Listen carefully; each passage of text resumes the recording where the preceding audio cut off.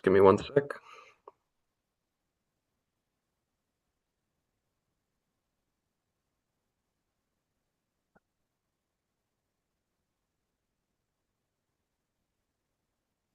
All right, we're live. Good morning, everyone. Today is December 12th, 2025, and this is the meeting of the Design Review Committee. We're meeting fully remote this morning.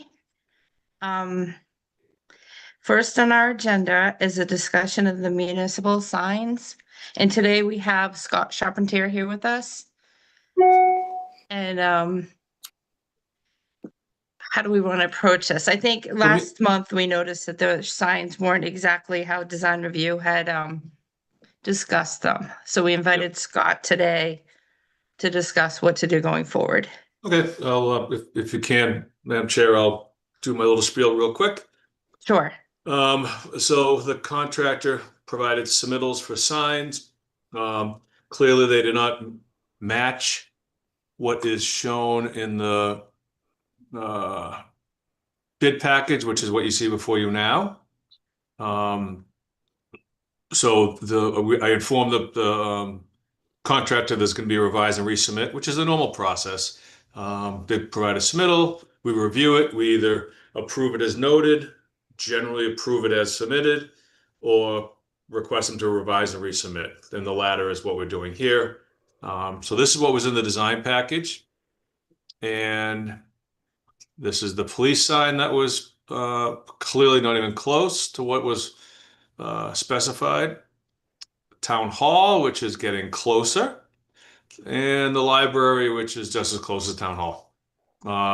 So what I'd like from the committee is some guidance on what modifications from this, if anything, you would like at each of the three locations.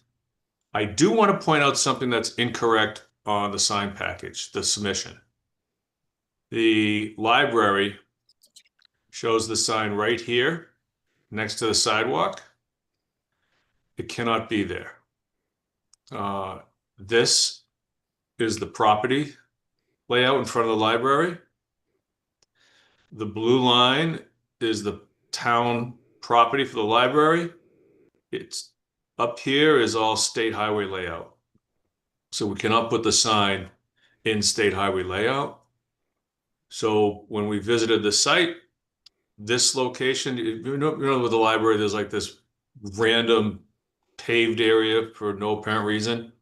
Putting it right next to that with some enough setback with some lighting and a planting bed was what we decided for a location. So I just wanted to clarify that first. And I'm happy to receive comments on any and all the signs. I will convey those to the contractor. They'll provide a revised submittal.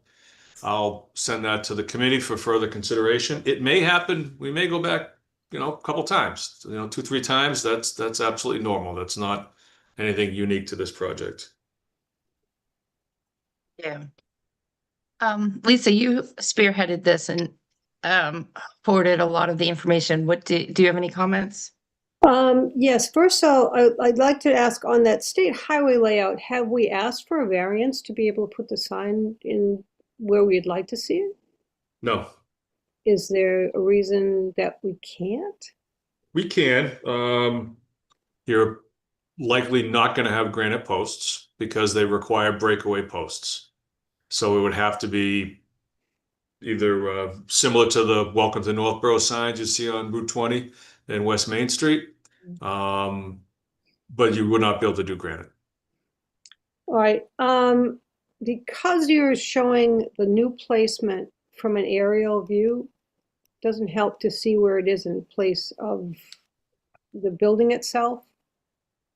I'd like to be able to see how it looks, when it's near that little driveway area. I don't know why that's there, maybe for trucks to be able to pull in. If you'd like, I can mark it out in the field, and you can evaluate at your leisure before the next meeting. Okay, that'd be good. Okay. I don't, again, we want to enhance the buildings, and we want to be able to see that, especially since it's going to have Patty Lane entrance at the bottom of the sign to help people find the library. Okay. So the vision that we had talked about and that we presented and everybody signed off on was that piece of art that you just showed earlier with the white sign and the lettering. I had a page that I had all four put on. Did I send that to you, Scott? Let me see. I have my signs here. Lisa, fire sign copy. It might be under that. There was the town offices, the police station. Sign explanation. Oh yeah, I have it here. Would you like me to share it? Please. Do you guys see that the map view, the street view of Yeah. the library? Yes. I just wanted to pull that up because in that image that Scott provided, Uh-huh. I believe the sign would be kind of where that tree is. Am I right, Scott? Yeah, it would be further, a little bit further into the property from that tree, but not much. The issue would be seeing it coming westbound. That would be a bit of a challenge. So we were talking about maybe having that tree removed and replaced with a low growing planting bed. I hate removing trees, especially since that's just, it's kind of balancing the other one right next to it. The other one, yeah, it's sort of trying to hide that utility box a little bit. Okay. As now Laurie has this, so the little V that you could set up, this is helpful actually, to the left of the screen that we're looking at right now. You've got how much space visually into that where the grass looks a little on the white side? Is that, you see where there's a little blue sign that's in front of the shrubbery? Yeah, so the vertex actually goes just about through the trunk of the lower tree, the closer tree. So imagine an angle coming from Lori, see where the grass is, where the Yeah, I just pulled up the map so you folks can see. I can probably put the aerial photo on there. Yes, yep. Oh my God. Excuse me, my dog alarm just went off. I wonder if you just could put added it, street trees to Main Street. I wonder if you could put it over by the utility box. Well, Like kind of, so see how the line goes through the center of the utility box? yeah. So if you could put it in front of that. It's still going to be a westbound obstruction or difficult to see westbound. Excuse me a minute. You know, I was thinking we could put it in the grass strip between the walkway and the strange rectangular parking area, Lori, right where the westerly property line is. Yeah, right in there. Right there. That was the other spot I was thinking about. Yep. That would be the most visible location, I'd say. Yes. Sorry, can you show me that again? I had to attend to my alarm system. This little grass strip. I can show you the. Oh, yes, I looked at that for a minute. It's certainly not going to enhance the building. It's going to, And there is also a bit of a grade on it. yeah, I don't. Yeah, we'd cut that grass out, put a planting bed there, put the sign as close to the right of way as we can, and then it'll be visible from both directions. Bigger problem with that is anybody coming in, a service truck or cars that like to park in that area, somebody who's coming onto that pad, which if you look at the rise in the curb cut stays open for the driveway and starts to come up a little bit higher from the road to that pad. They're not supposed to. I mean, that you're not supposed to drive in there. Okay. Do we know why that's there then? It may have been formerly the curb opening before the addition went on. I don't know, but the curb opening is no longer there. Mass DOT doesn't There's a reason why there's a vertical curb there. You're not allowed to drive there. It's Yeah, not I part think of it the- used to be a book drop-off spot. There was a box there. Okay. Could portion of this concrete pad be removed in favor of the sign? So Yeah, then we could, the sign could go right in front of the tree, or, you know, not so close to the tree, but Yeah, I like that idea. I mean, is it like 3 squares of the pad, 3 cement squares deep? It looks like I can see some lines. So if you, it's like if you could- maybe two yeah, if you could squares. take the 2 squares, Right, and that way it would give you some grass and some planting area. It would give you the visual coming through. You wouldn't have to get rid of the tree. The tree could actually, you know, kind of stand higher above it. So if you look, if I see a seam right now, I kind of see a seam where it's a little bit greater on the westbound side and a little less great on the eastbound side in that cement area. So I see a line coming through. I don't know if it's from a telephone wire or from the cement seams themselves. Do you know what I'm talking, seeing what I'm talking about? I do. Oh, yeah, right there. Boy, this technology is great. So at least what could happen is if you took those 2 and eliminated those down to maybe where,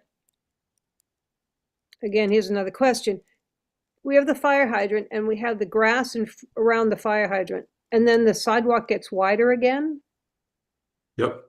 So if you wanted to make it balanced, you could either bring the grass down to where the grass in front of the fire hydrant is, and then go back the middle, or go back to where that sidewalk changes and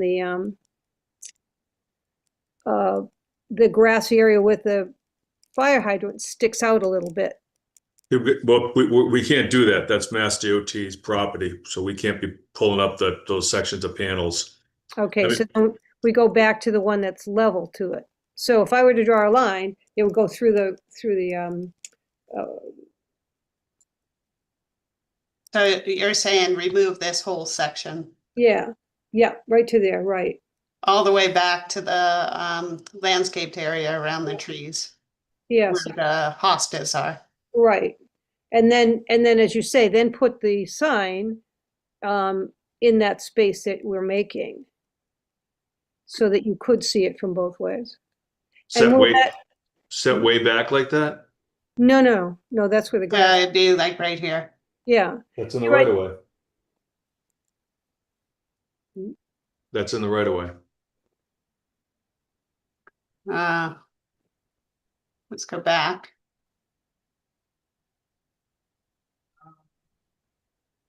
So it'd have to be, Yeah, and that small section that's there. Well, it's small from us from the aerial, but it's probably larger. it would have to be, yeah, set back here.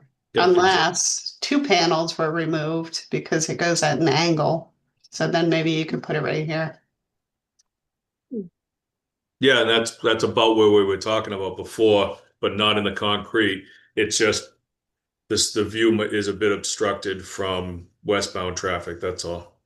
This concrete pad is already cracked anyway. Yeah, I'm not worried about the concrete. We can cut anything out and what have you. The grass peninsula, again, the further west you go, the closer to the roadway you can be because of the angle, the property line angle. Mhm. So the closest you can get is right on next to the driveway of Seda V. But then, of course, you've got this handicap ramp, so you don't want to cut off this access from the sidewalk. Right. Well, it's okay. I mean, I can put it right in the concrete, adjacent to the grass strip. Just notch out, kind of like what they did for the hydrant, but have the sign in there and put some mulch and some flowers. How about, the more I look at this picture and visually, that tree, I know it's taller, but can that tree be saved and put somewhere else? we don't have, I mean, yes, that's physically possible to get Bigelow to come out here Mhm. and pull that tree and maybe move it to the others, to almost the same location, but on the other side of the property. That would be perfect. Right. Just pick and move it. And once we get established with the electrical costs, if there's money left over in the budget, we could utilize that for Bigelow to move that tree. All right. I think that would be, I think that's where we should do it because it's balanced with the building. The tree is actually obstructing the view of the building. And it would look nice on the east side because again, it would get some balance of trees comparatively to the trees that are to the west side of the building themselves. And then you could put that right in place where the tree is. Let me reach out to Bigelow and see if that's something they could give us a price on. Okay. I mean, the reason I say Bigelow is because they have the clamshell equipment to cut out a root ball appropriately. If we did it with an excavator, you might as well just kill it. Right. Right. And I mean, don't we still have our little deal with Bigelow's for every year we have a certain rent that we get from them that they No. trade? No, That contract is over. They're no longer using town land? they no longer use that property now. They removed all their plant, or they pulled all their plants. They've seeded it, graded it. That's just town meadowland now. Okay. It's been a couple of years since that happened. Oh. All right. Well, I think that's personally, what about the rest of the committee? I think that's a great idea of moving it over that way. Sounds good to me. My question too is, I mean, we have so much of that, if that pad doesn't have any use, maybe better to take some of that up and put grass there. But that's I'm sure another cost. I mean, once we get to a place where we have things installed and we can better visualize what it looks like, we can figure out what to remove, where to put planting beds, and how to get that odd corner dressed up a bit because it wasn't really addressed when the library expansion was done. Right. Yeah, because it really isn't very attractive. It's confusing because I have seen trucks, Yeah. big trucks sitting on it, so. Yeah. Okay. All right, so that's something we should address. Did anybody get a hard copy of the page that I created that had the 4 signs on it? Amy, do you have that you could pull up? I have it. Oh, do you? Could you pull Yeah. that up for us? Hopefully there's a.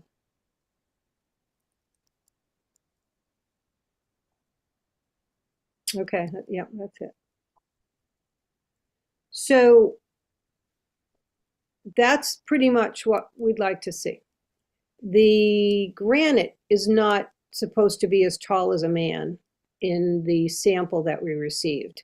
It's supposed to be a little bit lower sign. It's not going to be it's not going to be a tall sign by any means. So if you look at where the granite posts are in relationship to the grass and the sign that says to the right, the Town of Northborough Free Library, that's the look that we were going for.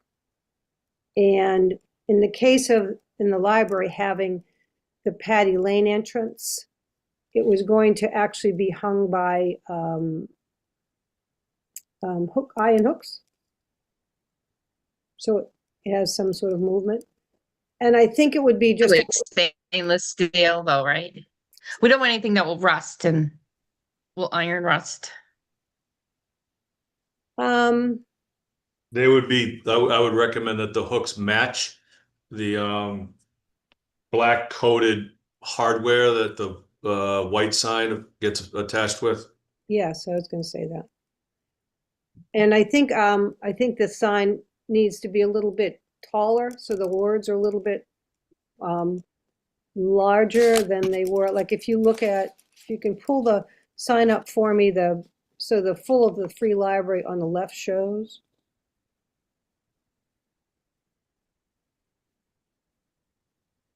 I don't have the other one. Scott would have to share that.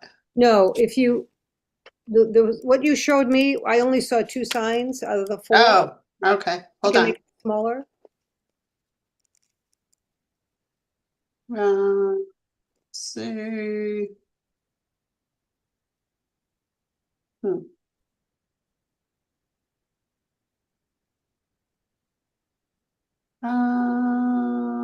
Yeah, right there. How do I make it smaller? I got it. The Zoom tool. out. I got it. Hang on. Let me take over, Lori. I got it queued up. There you go. Oh, there I see it. My little block was covering it. Yeah, right, There- right there. Yeah, there you go. So that entrance, you see, it's just a little bit, I redid all 4 of those signs to make them equal and balanced. And where the street name is, the line where the underneath that would go 34 Main Street, that's the line that then starts to do the border.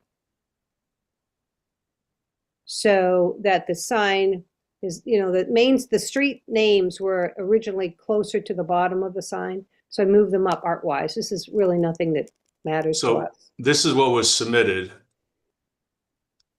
Yes, which is somewhat like what you're talking about, Lisa, right? Because the vertical borders, I'm not talking about the colors, but the vertical borders line up.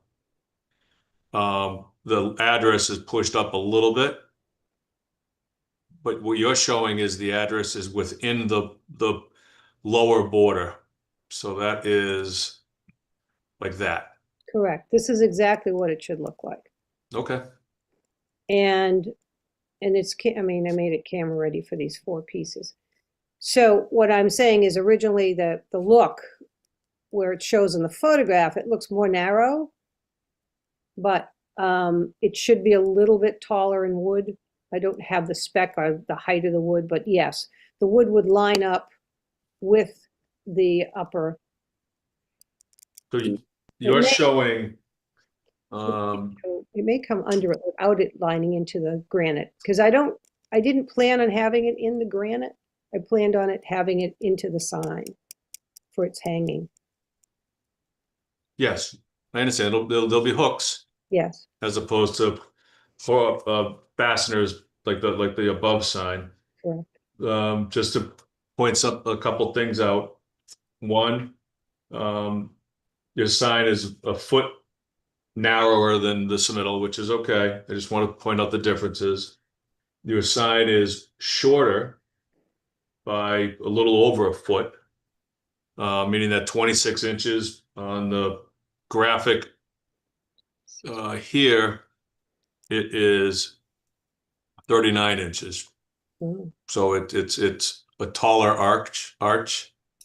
Yeah, the whole, like, the one that was submitted is much bigger. Yeah, mostly it's taller, but yes, so it's going to be smaller. Now, what do you want for clear distance between the bottom of the white sign and the ground? I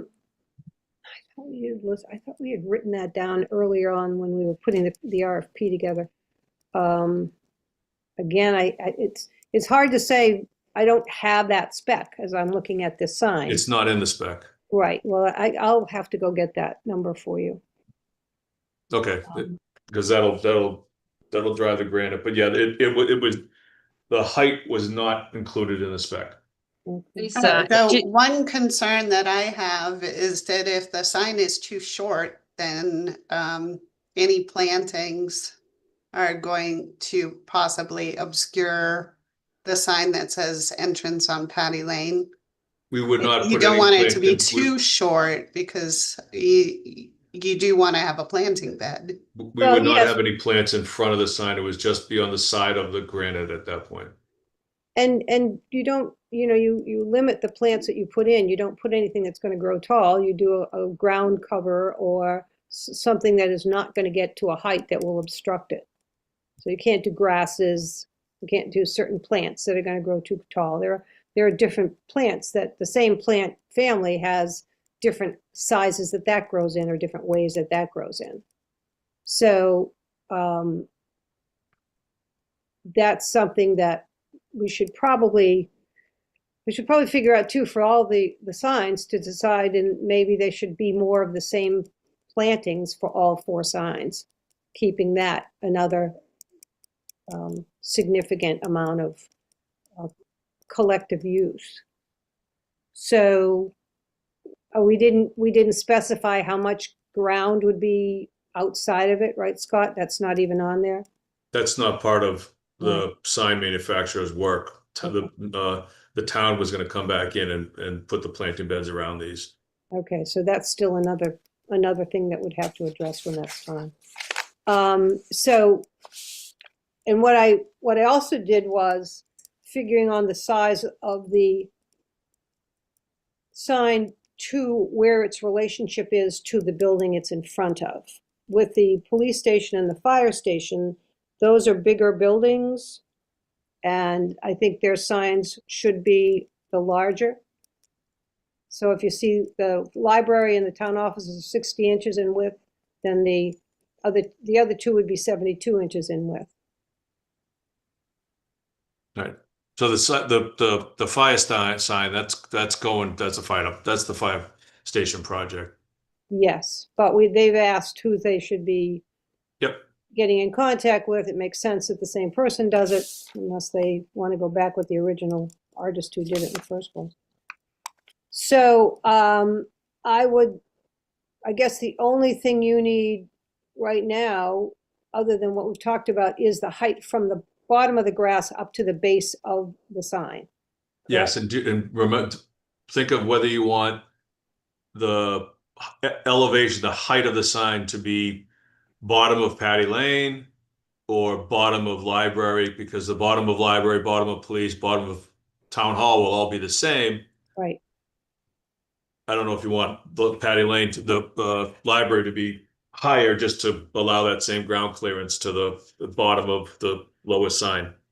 I don't think so. I think I'd rather see them all the same size from the white. And Okay. even though the Patty Lane will be moving, whatever flowers or whatever gets put under them will have to just be, we'll just have to pick shorter species. So that if we're going to be driven by height, which is the top of the sign, then, and your sign, the sign is about a little over 2 feet, Mm. and you don't want it as tall as a man, then do you want to just do 5 feet to the top of the arch, or do you want to do 4'9" to the top of the arch and just let all the dimensions fall where they do going down? Again, I'm going to have to see that visually to be able to say yes or no to that. So maybe what I'll have to do is I'll go out to that sign that I've used as a sample sign. I'll find out what its height is, and I'll see what it looks like from there to know the answer to that question. Okay. All right, in the You just meantime, let they can, us- Oops, sorry. in the meantime, they can revise the submittals. That's just a simple numerical change. I'm sorry, Amy. Oh, Yeah, sorry. no. Lisa, Yeah. I was wondering if you could just let us know what sign you're using too, so we can see it. Is it like the Peasley sign, that height, or you're thinking? No, Lower. it's lower than the Peasley sign. So if the sample sign that's above this, if you bring that page down again a little bit, Yeah. no, other way. Okay, The go other way? opposite direction, Scott. Oh, I'm sorry. There you go. It's going to be visually like this. So the sign, the post to the right in the photograph is probably what will be used for the sign heights. The one on the left is an angle because it's taken at an angle, so you can't really see it well. And it was I just superimposed the artwork on the sign. So it's not as clear as it could be. So I'll go and I'll measure that signpost, and I'll measure the grass area from the signpost to the rise, because I believe that the rise goes a little bit higher than the top of the post. Yes. So I did also just want to bring up snow. We do fairly often get snowstorms of 1.5 to 2 feet. So If it's, if we get a big snowstorm, don't want the sign to be buried.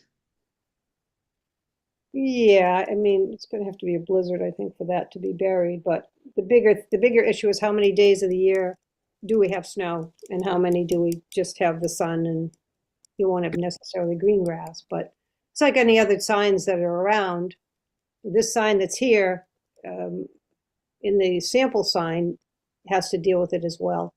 And I don't see any problems with it underneath, because nobody's gonna come and dig the sign out for those I would snowstorms. just be curious too, to go out and see how tall it is. Yeah.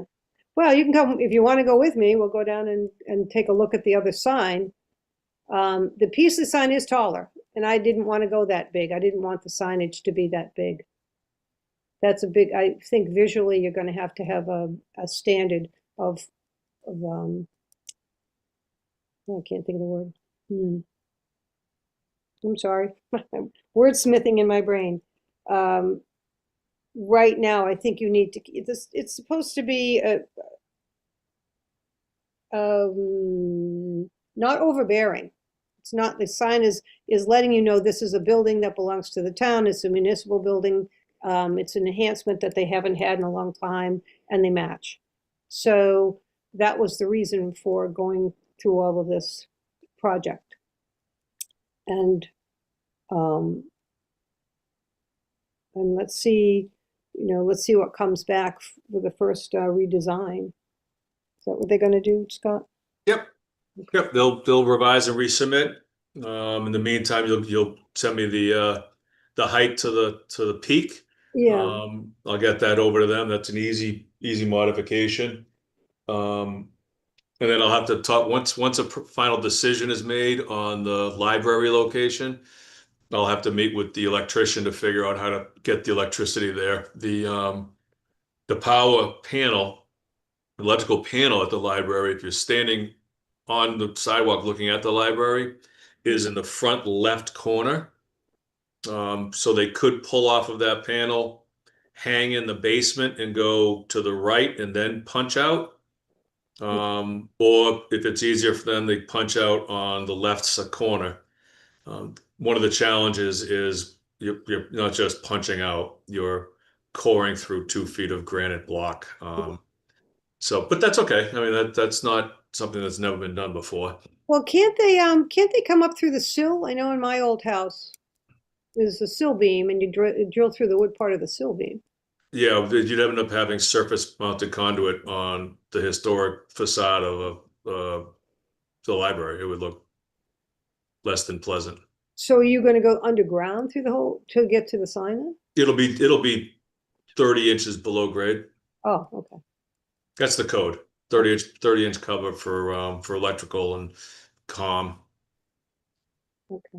Now, this is a great example. You see the sign here in relationship to the grassy area that it's on and the school at the distance that it's at. That's a larger sign. It looks small in this photograph.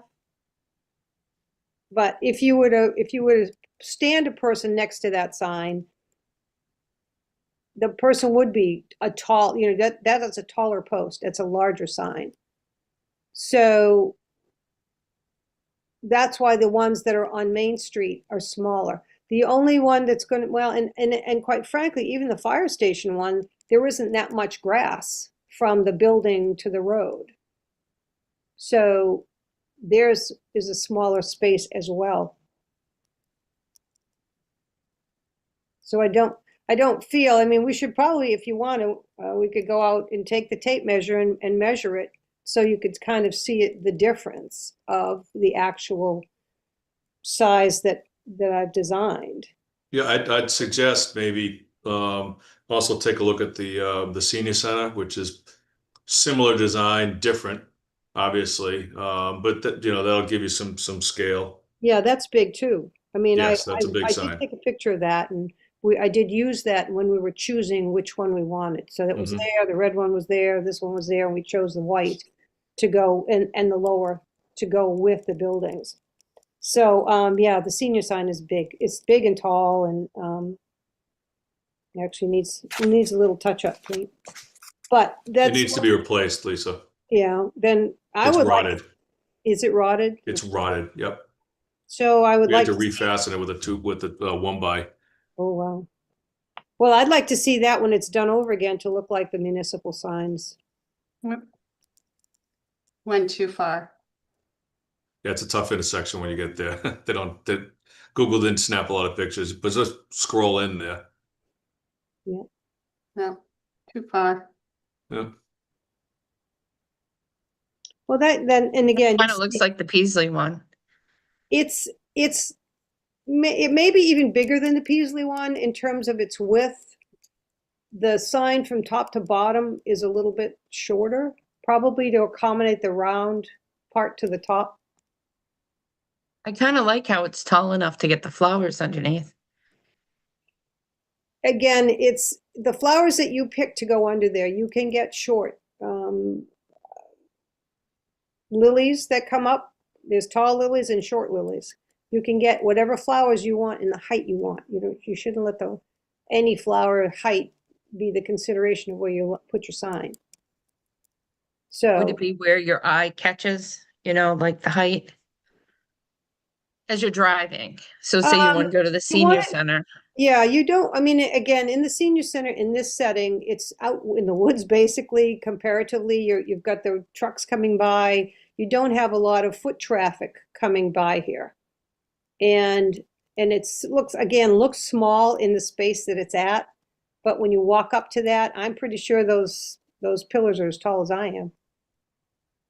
Sign sizing is generally driven by, from the engineer's perspective, by the speed of the target audience. Right. You're on Turnpike, you got massive signs. You're downtown in a 25-mile-an-hour zone, they get smaller. That's generally how sign sizing is established. That's right. So want people to miss the police sign, but you said that is bigger than the library. It's bigger, but again, you've got the whole section of the area for the police sign to be seen as well. And it doesn't have to be at the driveway, it could be centered, but I think the first thing we have to decide where each one will go. But I don't know that that's what we want to do first. Don't we want him to come back with a revised, or do we want to do all of that, Scott, at the same time? Let's get the contract. My suggestion is we get the contractor going on a revised submittal. Once we get all the comments to him, which I will provide based on this conversation, this meeting.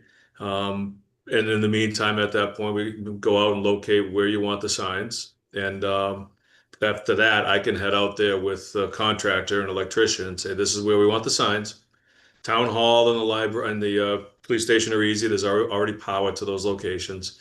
The library is really the only one that warrants a detailed conversation relevant to cost and ease of installation for the electrical. The town hall too, I don't like where he presented it. I think we're going to have to move it more to the center. Unless one post this high and that sort of thing. Maybe we'll have to try to dig out some of the hill to make it level, and you could create something behind it. Okay. That what he had didn't look right. So well, the decision like that would need to be made before any work is done there, because if there was to be a recessed retaining wall to level the ground there, and it's digging into the hill, then that would impact the electrical depth for the conduit. If it's a retaining wall on the sidewalk side, raising it, for example, then that would have no electrical impact. So it's a matter of whether you cut in or you fill. yeah, that sounds like a good idea on the raised out front. You can split the difference. If you get a nice 18-inch curb in the front, little matching 18-inch return in the back, it might look nice. Yeah. Is there a way, and this is just off the top, that you could make your entrance coming in and then going in front of the building to go into the parking area? Because what I find is when you're coming in and out of the building, it's nothing to the side. When you're coming in and out of the building in that one driveway, and there's two people coming, it's hard to manage coming in if somebody's trying to come out. Yeah, the problem is the turning radius. Once you go past the mailbox and the drop box, taking that right Even if you not square it off, round it, but reverse the rounding of the curve. Mm, People have a tendency when they're taking a right to take it wide, so their rear tires don't rub the curb, and then all of a sudden oncoming, I think it would help the entrance and exit, so people aren't stopping on 20 and saying, "Oh boy, you're in the middle." right. But it would still be a bit of a conflicting move in that area, unfortunately. It's so darn tight with the neighboring fence that there's not a lot of room to work.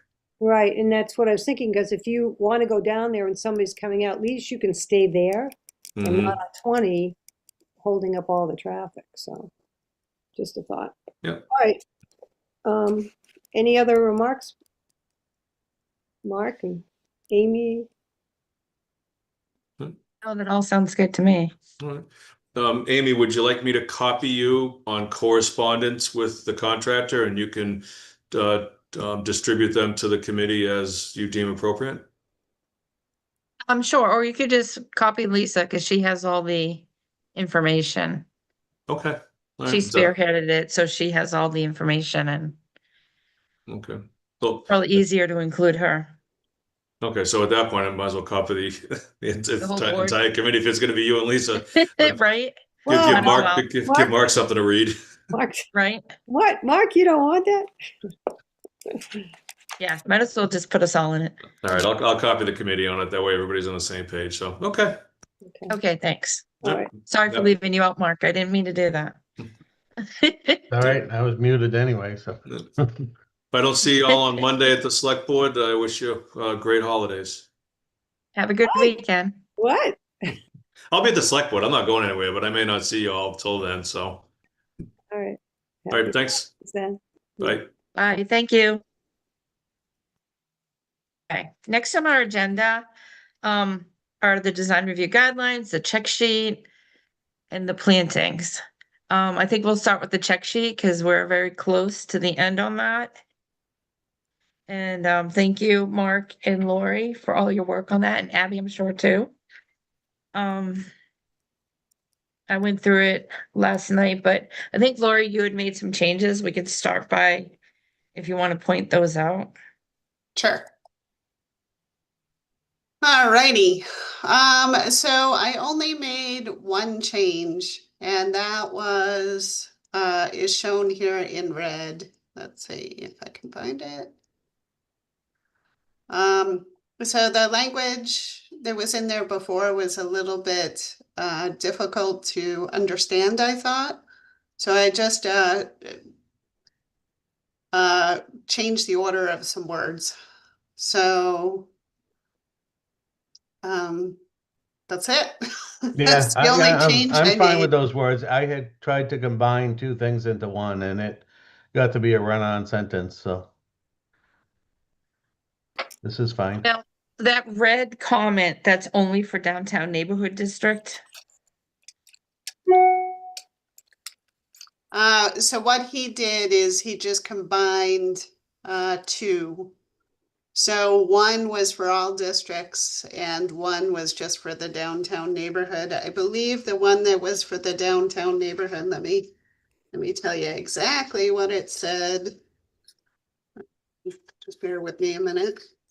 I know, like, we don't want to get into calling out that people can park in the front yard setback or minimum open space. I never noticed that before. Like, is that something we want to call out on the check sheet? So the one that is only for downtown neighborhood was no off-street parking is located within the minimum front yard setback in front of any principal building or within the minimum required open space except by special permit. So he merged that one with the one that said parking is located underground or to the rear or the side of the building, not located closer to the front lot line than the closest point to the principal structure. Okay. What, so you're okay with the mark, with the? Well, we can add a downtown in there just before the red. Or, you know. if Yeah, it- that's a good idea. I think that's probably a good compromise. See, when I was reading the two of them, I was getting confused by the difference between it.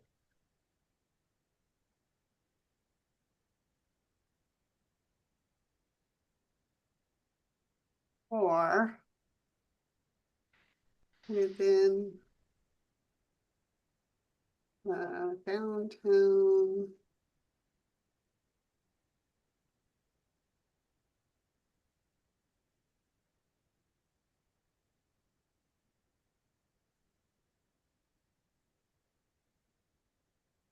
How's that? Still awkward. I would just put a period after structure and then get rid of or within the. Or just say in the. Yeah.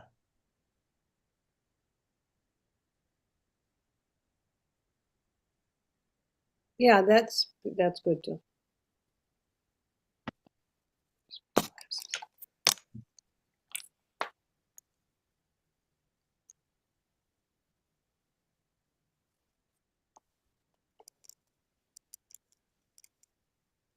How's that?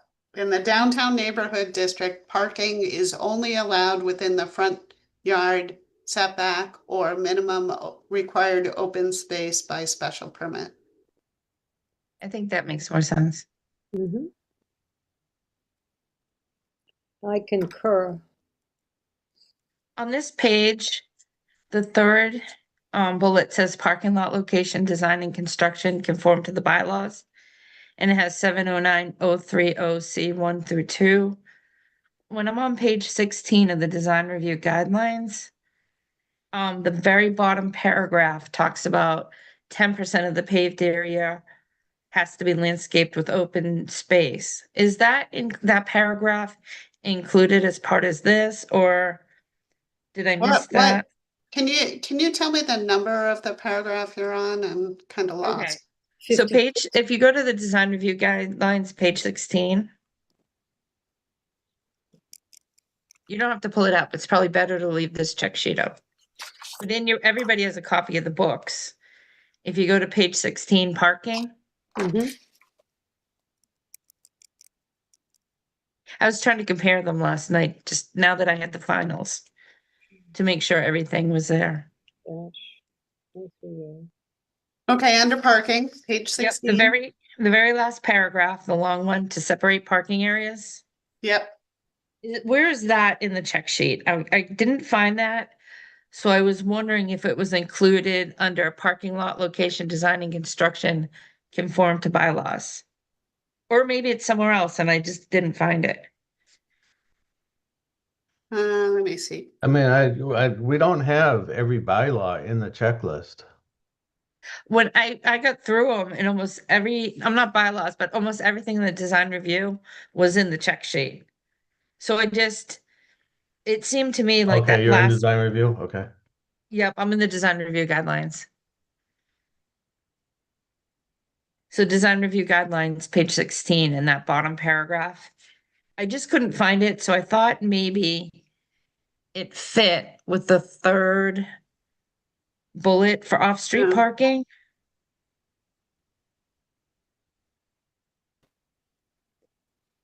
Just because that's one we use all the time, that we want 10% of the paved area to be open space and 2 inches trunks for the trees. But I know it's a lot of wording. So if it's not in here, it could be included in the third bullet. We would just need the link.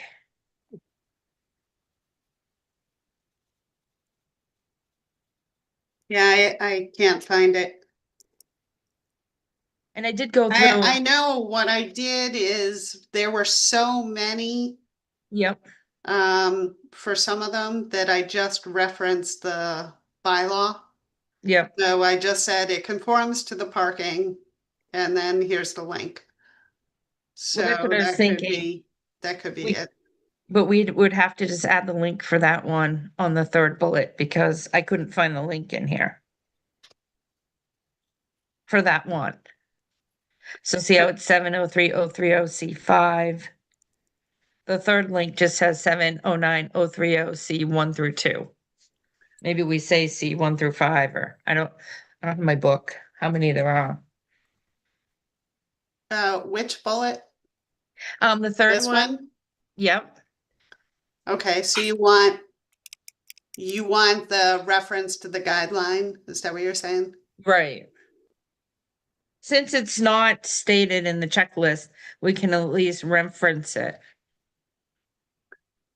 Because that's a Okay. key one that I don't want to miss, that they need 10% open space and 2-inch trees. So what you would want is say like another block here, and then under it, it would say guideline. So it would be, so I'm gonna take my notes here so I don't get Well, I was confused. saying line 49, see where it says parking lot location, design and construction? On the Excel. Yep. So go to So- the right. So then it would say under 709-030C 1 through 2, there would be another square that would say guideline. Well, it's actually 709-030C5. So it's in the guidelines, but it's also in the bylaws. Okay. So I'm gonna go through 709-030C right now in my book. And maybe we just say 709-030C 1, 2, 3.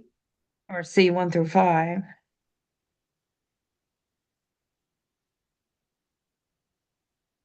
Yeah, we could just simplify it by saying C. Then it it still would get us cover there? everything. Right. Would it still get you there, Mark, if it just said C and we clicked on it, then it would get us to the whole section? I'd have to change the link, but if we say 1 through 5, we can just right click on this and edit it. The link will stay the same. Because it only links to number 1. Okay, so that might be the easiest way to do it, Lori. Okay. You know how to do that? Just right click on it and hit edit link.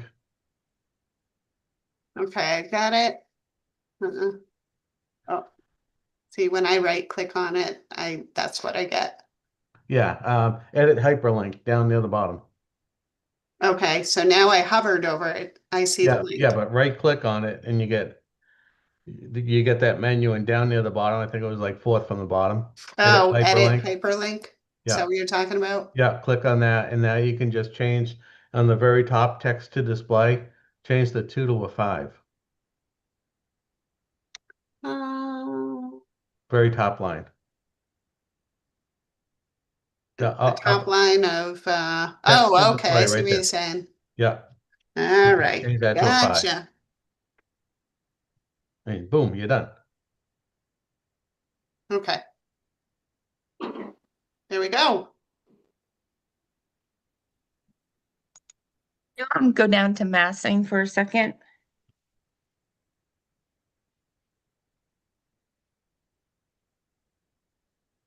Okay, line 61. Okay. I was wondering with the wording for the buildings that are larger than the adjacent buildings, it says the apparent scale. Could it be like the visual scale? Does that make sense? Like when I read it, I wasn't sure what the apparent scale. I'm fine with that. Does that make more sense to anyone, or is apparent better? You could say relative scale. Relative. Yeah.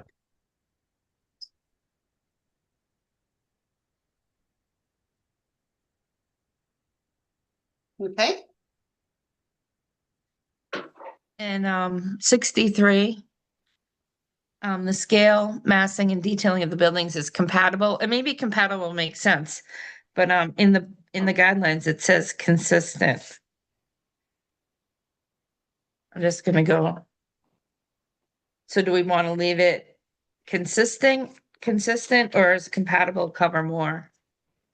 Or it doesn't matter? I think we recently just changed that. Oh, okay. I see. So I don't know. I don't know. That was Laurie's recommendation, I think. We've had so many changes, I don't remember. I was just trying to do one last read through. Yeah. Well, personally, I think compatible is better because it may not be consistent. Like we have the language that says that you can use architectural features to decrease the apparent scale of the building. So like, for example, if you have 1-story building next door and you're proposing a 2-story building, then you can use kind of, the roof lines and whatnot to make the 2-story building look smaller. So if we say compatible, then I would think that that would mean that you have to have a 1-story building. I'm sorry, Yeah. consistent would Right. be, it'd have to be a 1-story building. Compatible means that it could still be a 2-story building, but you use those architectural elements to make it look smaller. Yeah, Okay. I agree with her. Yep, that's fine. I was just comparing. For historical too, in the design review guidelines, page 18. It says existing structures of historical significance, and on the design review guidelines, it's underlined, or architectural value. So I didn't know if it had to be included here too. I'm on line 65, but also page 18 in the design review guidelines. It says existing structures of historical significance or architectural value. Where this one says existing structures of historical or architectural value. So I didn't know if we needed to add in that significance. And maybe we added it in the design review guidelines because I don't know why it's underlined. I can add significance. What does the rest of the board think? Does that make more sense? And then we'll just remove the underline on page 18 in the guidelines. I don't care either way. Eh. Well, this would mean the way it reads now, it's historical value versus historical significance. I don't know if they're different, but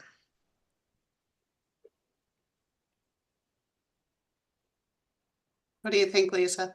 I don't know. I agree with Amy. I think the significance is what we're looking at because we don't know the historical value. Right. I Right. don't know. Or maybe we do historical value. Well, I think significance is it's a wider range. So value would be included in it. Because if you do value, then you're sticking with one thing. But the significances could be obviously what's making it historical. Right, Mark? You're our historian.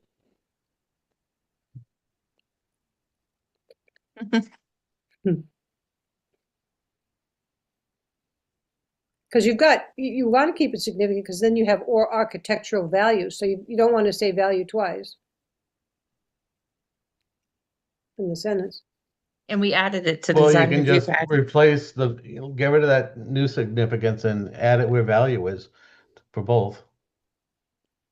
Because I think the guideline says Okay. architectural value. It doesn't say significance. But the guidelines say historical significance. At least the copy I got yesterday. I like the way it looks. Existing structures of historical significance or architectural value are preserved. What do you want to change about it? Where did you see where's the next thing down below? No, I think it's good. The significance was missing. Oh, okay. Yeah, that's fine then. If Yeah. they match, it's fine. Yep. Okay. I like that. Let me just see. I'm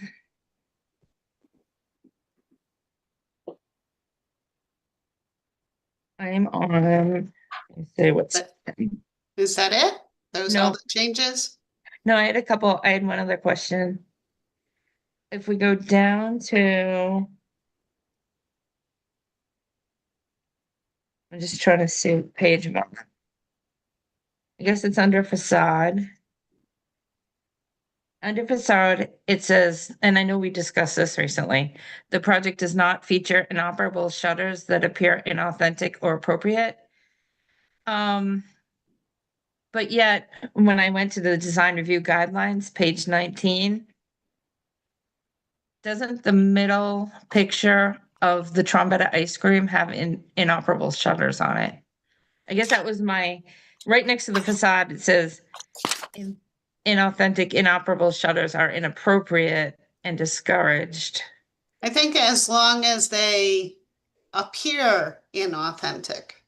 So those ones, in my opinion, look authentic, even though they're not operable. So most shutters that you see, unless they're on historic buildings, they are inauthentic and inoperable, That's- but they still look good. That's why I Well, was just confused because sometimes they do look good. Yeah, So I I mean, never- we just added inoperable Yeah, at the last meeting, so I know.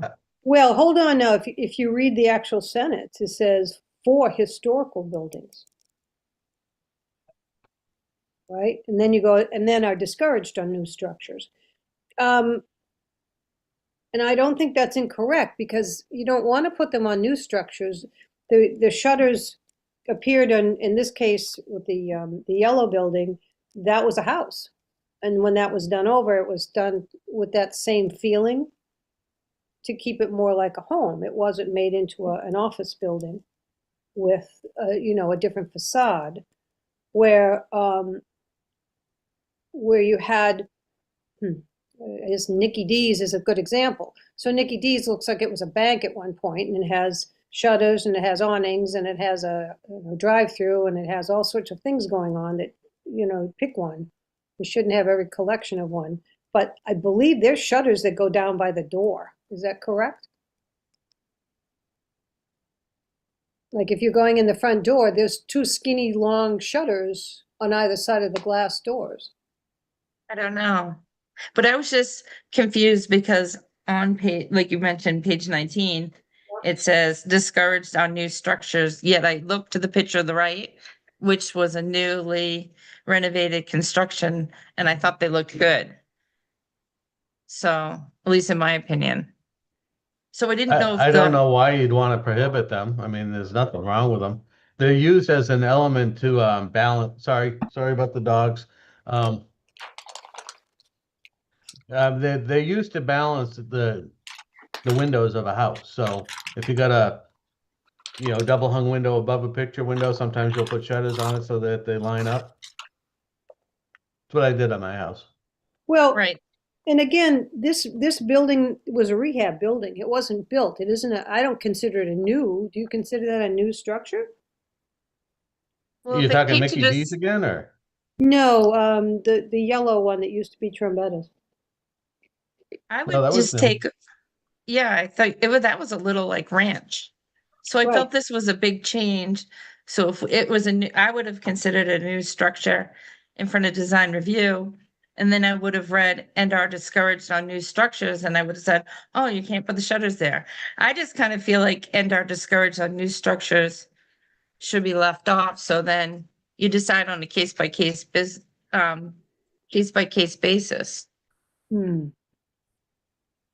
Like I know I like the shutters on my house. They're inoperable. Yeah, I say that's part of the no-bro thing is can't have shutters downtown. Well, no, I don't think it's not that you can't have Oh. shutters downtown. I think it's I mean, why do we care about shutters? because look at Nikki D's. You look at the building and how it's designed. Looks better than when it was a gas station. That's great, but why can't it look better than it is now? Does that mean that's the level of better? Yeah, I have honestly never noticed shutters in that building. Right. I just want to compare the statement with the picture on the one page 19. If that statement was there, they're discouraged on new structures. Would we as a committee say, oh, well, you can't put those shutters there because they're discouraged. And I think that building would look kind of blah without the shutters. Well, I don't think that's what it says. I think it's just saying you can have shutters, but they just have to look authentic. So maybe in the guideline, change the language that says the project features shutters that appear authentic. So Nicky What's it- D's does have shutters on the sides of the picture windows, but not on the door. okay. So it's on the other side of the picture windows. It just makes the windows look larger. So that's all that in the, it puts in, ties in the accent color around the black frame picture windows. Well, I think the fact is the word discouraged isn't say it's not allowed. It just says it's discouraged. So But you then have as a choice. board, we'd say, well, you know, we really discourage against that. You know, I don't know. I like the shutters on that building. Yeah, I think that Well, would be that's- just a yeah, brick that's- wall if they weren't there. I agree. I like the yellow building. I don't like it on Nicky D's. But So that's why we, Really, you'd rather have just a plain brick wall, so it looks like a brick shoebox? It doesn't even get close to being a shoebox. It's got so many other Well, things on it. I'm looking at it and it looks like a plain brick wall. It's got awnings over the shutters. I just don't want to discourage them because I want to be able to let them come forth on a case by case basis. Well, then why don't you put that in on a case by case basis? I think the writing is just made to give a symbol of what we're interested in. All right, are you folks okay with the changed language that I suggested? The project features shutters that appear authentic. Yeah, they don't appear authentic, but You know, that's a hard part to me because I don't know what looks inauthentic. Like my shutters on my house are probably inauthentic, but I think they do add a pop of color. well, if you Yes. close them, they should cover the window. But you could do like a bifold or trifold shutter. So How about the shutters are of appropriate size and look attractive, or something like that. The shutters are of appropriate size and placement. Dear. Well, the big- Shutters, if any, are of appropriate size and if the shutters are desired, are we'll choose on a case by case basis. To begin with, you Appropriate. can't use your house as a design element for a store front usually, unless you're trying to make it look like a house that was changed into a store. So you don't look, there's two different architectural designs. A house is totally different than what you have on your commercial setting. So scale and placement. scale and placement is probably pretty good. Scale is definitely the size, as Mark said. It's normally, if you were to close them, they would cover the window. So they have to be at least as wide as that. But, you know, obviously if somebody's looking at a window that there's not a lot of wall after the window, and there's a shutter on one side of that window, but there's not enough room for the other side of the window, then depending on what the structure looks like, there shouldn't be any shutters there because it will be imbalanced. But having a window with a shutter on one side and not the other, I don't think is a good look. In this case, if we're looking at that yellow building is very nice, and I like it as an example. I think we're putting an awful lot of emphasis on shutters, and we'll probably do the same thing when it comes to awnings. But We haven't gotten to that page yet. I know, that's what I'm saying. But we will. I just don't want to have unintended consequences that an applicant is gonna get this check sheet and go down and say, you know, shutters are discouraged, and say, well, I want it to pass design review. So even though I think they look better, I'm not gonna put them on. Well, Because I know people read this and they say, you know, you do want to pass the boards. But I'm hoping that people would come forward with their ideas, even if it doesn't, you know, match everything in the design review. Well, yeah, they should, when they have a designer, they should do that. They're not really looking to us to design for them.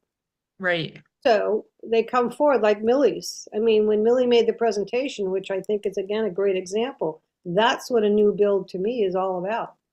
They've come forward with all this information. We haven't asked them to well, let me help you design that. They did it themselves.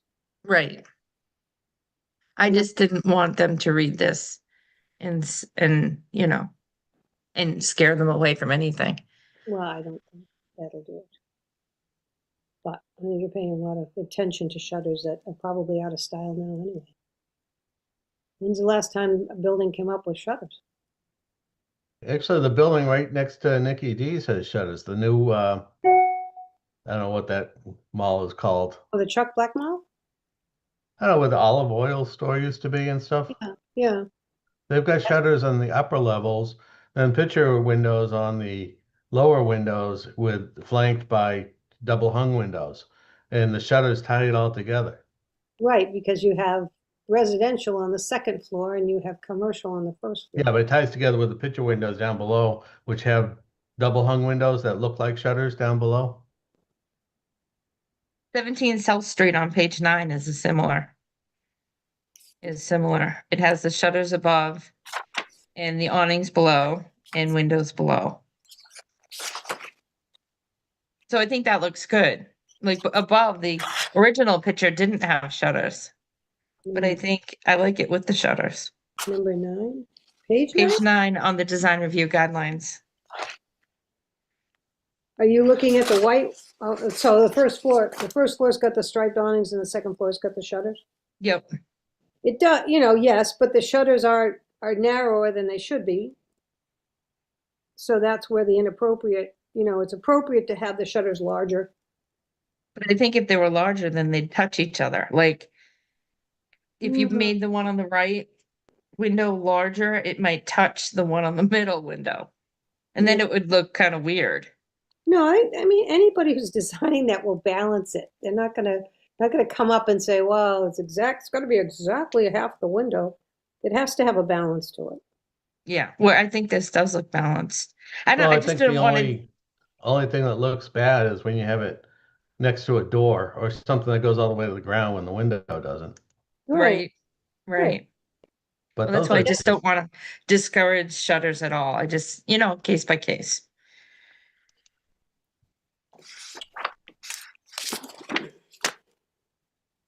But how do we like what Lori changed it? What does it say? Shutters, if any, are appropriate scale and placement. Is that okay? Mm-hmm. Fine. So then I'm gonna go down to storefronts. Awnings are mentioned on page 20 of the design review guidelines. And then in the middle, so in storefronts, if you go to your design review guidelines, we have 3 paragraphs under storefronts. And I should look at the original, but I would take awnings out of that first sentence and write appropriately scaled signage, lighting, seasonal planters, and window boxes are encouraged to enhance the storefront's appearance. And I would write awnings where appropriate, because awnings I think are great on certain buildings. But if you look to the picture to the left, which is I think 290 West Main Street, that would look silly with awnings. So I was thinking awnings were appropriate. Where the sentence says awnings appropriately is included with this signage, lighting, planters. I could also say and or, well, I guess they don't always have to have. Did you guys get the awnings. email with the most recent copy of the design review guidelines? I just sent a clean version to everyone a little bit ago. No. The one I Didn't- got picked up at the door yesterday? Was there a copy? Oh, that wasn't That the was, issue with the one that was in that packet. yeah. It has all the correct wording, but the one that I just sent out doesn't have the dashes in all the paragraphs. You guys asked me to make sure that Oh, okay. All Everything was on each line, so the one from yesterday is fine too. right, I thanks. got it. You got it? I'm just looking at the wording, but thank you for doing all that. Mm-hmm. Dated I just- 12/12. Is that today? Okay, So can, I'll just get rid of it altogether, right? Is that what you're saying? well, no, I like how it says appropriately scaled signage, lighting, planters and window boxes are encouraged and awnings where appropriate. So I Yeah. wanted to, Yeah, I like that. because I feel like at the I feel like bottom. how it was included in signage, it made it be like you have to do awnings, but I do like awnings where they're appropriate. I don't think they're appropriate on Nikki D's. It's agree, yeah. seasonal planters won't be shown on these plans. You know, like they'll put them out or they won't put them out. Well, then maybe we, So, like the architectural renderings won't show whether they're gonna put planters out. so maybe we just do That's appropriately why I didn't scaled include signage. them. Okay, they're in the article, they're in the paragraph I'm reading. Yes, but they wouldn't be shown on the drawings that you folks will review. Well, they might have just boxes, because Millie did that, didn't she? She didn't show them yet, I don't think. She talked about them. Yeah, because I think what they would do is, I don't know if she did it, but when she was talking about the parking, and the parking was going to be stopped by the planters as opposed to the cement, whatever they're called. So I believe there'd be little boxes, that show where they're going to be positioned, right? Like, I agree what you say, Lori, like maybe we don't include the window boxes on the check sheet, but in the design and review guideline is where I wanted to change that paragraph.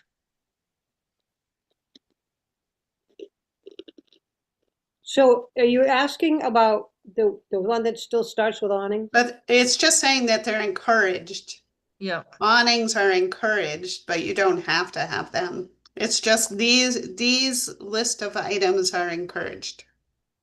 Well, I would like a second sentence, awnings are encouraged where appropriate. yeah, I agree with that, because I don't want people to think we can just put an awning up just for the heck of it. Well, you said we could, Right. and I'm going to put it on there, because it really does change the look of the building, and then we still have to talk about what is on an awning, what the color of an awning might be. Well, the same is true for window boxes. Sometimes they're appropriate and other times they're not appropriate. So we could leave the window boxes off too. Like those could be features we talk about, but I don't know if they have to be on the check sheet. If we get I'm rid of sorry, are awnings, we we can get talking rid of about that changing the reference check note. sheet or changing the guidelines? I thought Well, I'm you doing wanted both to at the change same the time. guidelines. I was So doing I'm both so confused. they match. I don't think it should be different so what I did last night is I compared the design review to the check sheet. But I did want them, I think it's still good to tell people that you like, landscaping, so you like planters and window boxes. So you're planting the idea. So when they're looking at the design guidelines, they're like, oh, they like window boxes and planters, but they're not going to show them on their architectural renderings. So we wouldn't put them in the checklist. I guess that's my point. So you're planting the seed in the guidelines, but the checklist is what they have to have and what they would show. Well, if we take that paragraph and start it with the, So maybe we should just get rid of the awnings. So it just says the project features appropriately scaled signage and exterior lighting. They will enhance the storefront's appearance. yeah, I think that's good, because not everybody has window boxes, not everybody has all these additional things when they first come to us.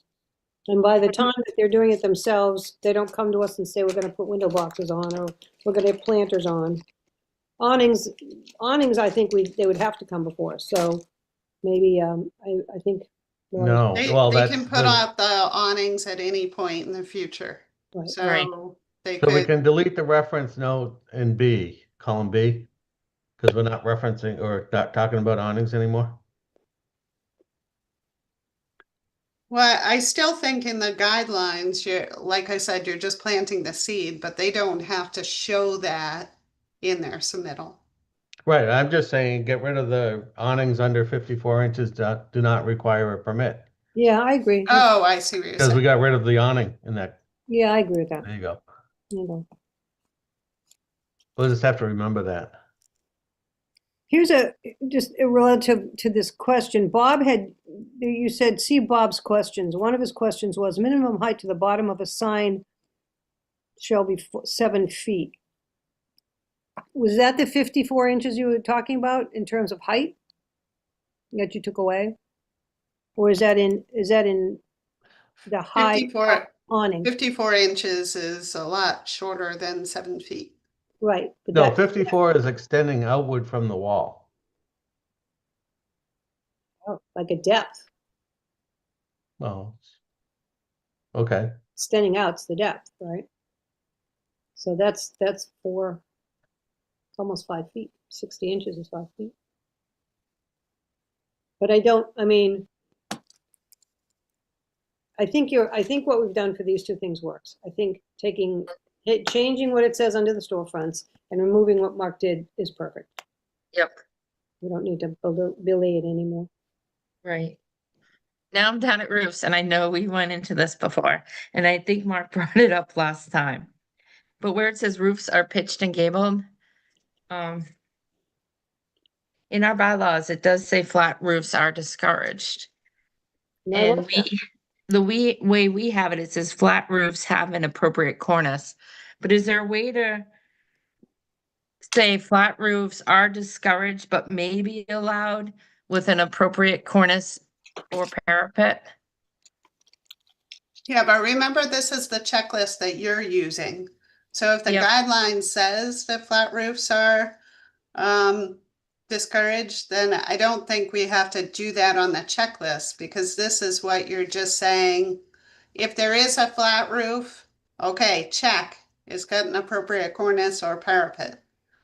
I think for me, I'd like to see flat roofs are discouraged unless, and then comma, but may be allowed. Because it is a checklist for us, but we're not always going to be on the board. So the next person will just read flat roofs have an appropriate cornice or parapet. They won't know that they're discouraged for the most part.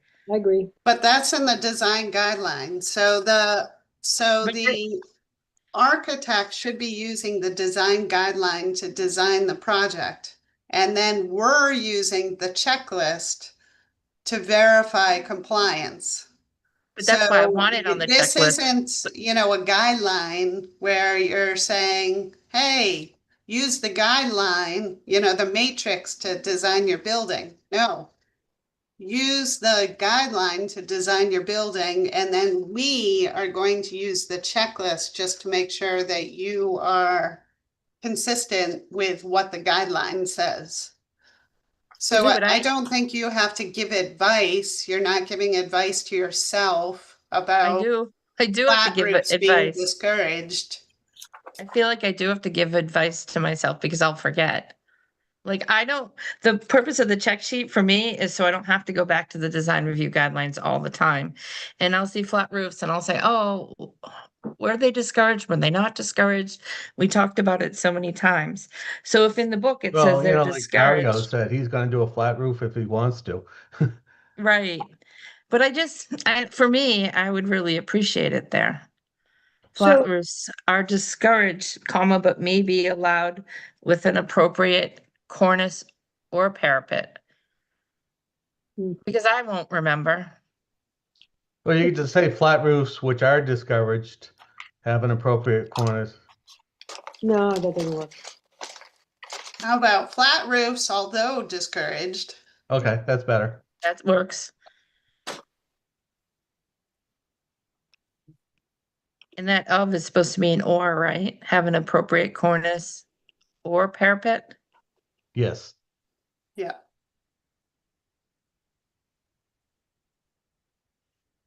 We don't have to That's belabor one it of my anymore, but frequent typing mistakes. okay. If everybody's okay with that, Then the next one, I found something, was under utilities and mechanical equipment. There's something in the design review guidelines where mechanical systems should be integrated into the building's roof line and shielded from view. And I don't know if that can be added to number 99, but I feel that was kind of missing. Like that's a main point. If you have your air conditioner units on the roof, they have to be screened from view. So I mean, it could be even an extra line. But I think that's Rooftop kind of, Mechanicals are screened from view. yep, I think that one was important. Okay, sounds good to me.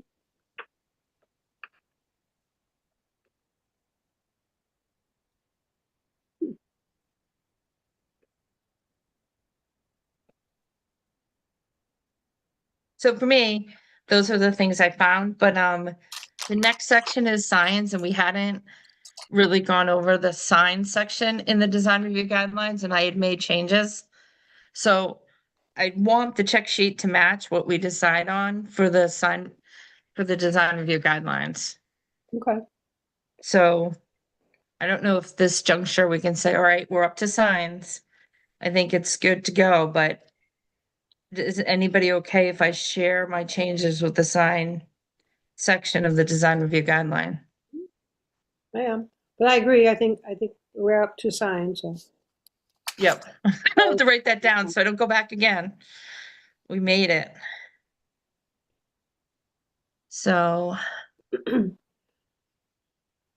Okay. So signs are on page. I'm skipping awnings right now, but although we could do awnings first.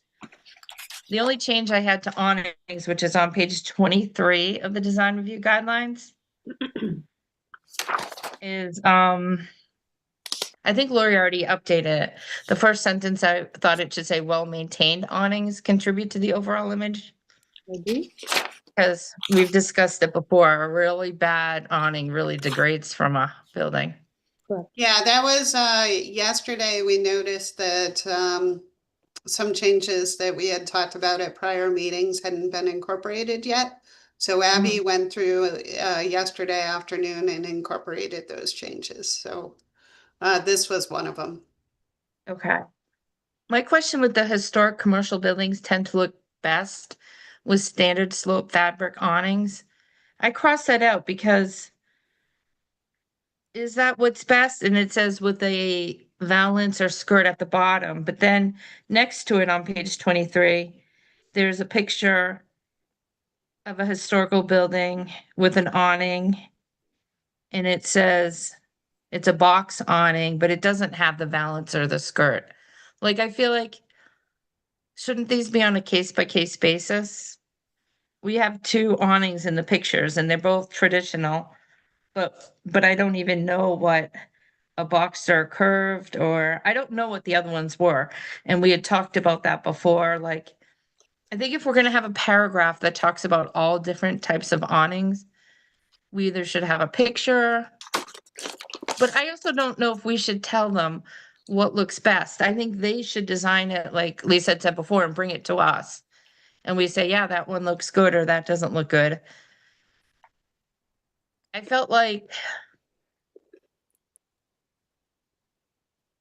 it depends on the building with what type of valance they use. Right, and I think awnings should have Or more awning. photographs as well. And I like the discouraged and the encouraged.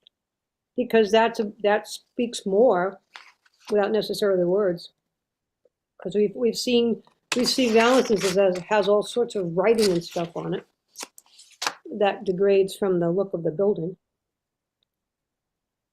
I have one of those, but I think we passed the bylaw that said only 10% of the awning can be covered with signage.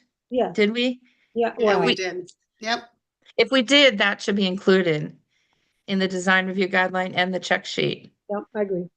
So we know if we get an awning that's covered with stuff, we can say, oh, you can only, do 10%. And it's supposed to be the name of the building or the name of the business. Yes, where did I see Bob had written something up about that as well? Yeah, I think it passed last year. Because It his must be question, under the sign guidelines okay. with the awnings. Because he writes, I think this is his question. It was hard to read what went everything where, but quote, why can't hours, phone number, web addresses be on the signs? And I think we're putting too much on these vinyl, these awnings. I don't think they should have all of that stuff on there. I think the logo or the business name is fine. Or if you had a Right. street address, 45 West Street or something like that, that would be fine for me, my taste. But Right. I don't believe anything else should be on those signs. Especially hours, phone numbers, and web addresses are just, you can put that on the corner by the door when you come in or on the window of the Right. door, but that attaches to that. And I would assume that that's not going to necessarily be written up on the design guidelines or even in the checklist, right? I mean, it's just going to be an understood thing or what? Because it already has a bylaw. Right. It might be under the sign when we get to the next page. Right. I think it is like, and how Scott said, like a freestanding sign is designed for drivers and the speed of the cars. If you have all sorts of information on it, I mean, if you have a website, they shouldn't be on their phone looking up a website while they're driving. Yeah. It's supposed to direct you to the business. So it says Lisa's Buttons. And then they know, okay, there's where Lisa's Buttons is. Yep, I'm in agreement with that.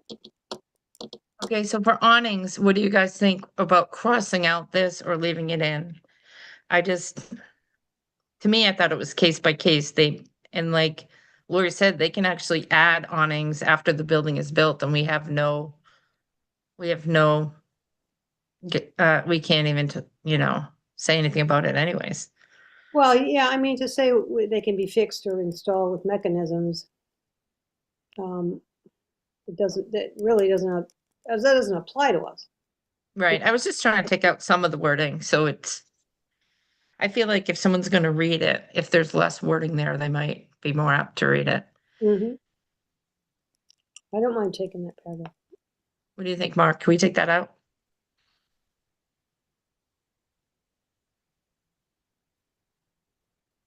You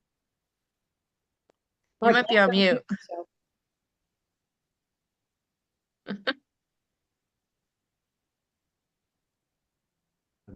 There, figure out how to do that. Mm. Now I have to get my screen back. Okay. I don't have a problem with leaving it or a really strong feeling of taking it out.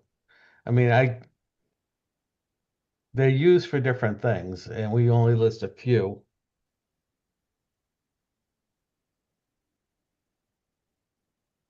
Yeah, I think we should be more consistent in the fact that you shouldn't go down a whole list of things without, if you're going to do that, then you should include all. So it's probably better to take it out.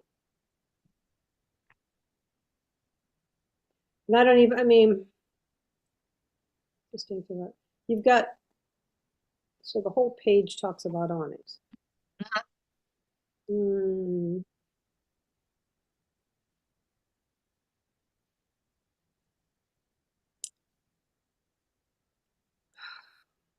Plastic-like fabric should be avoided.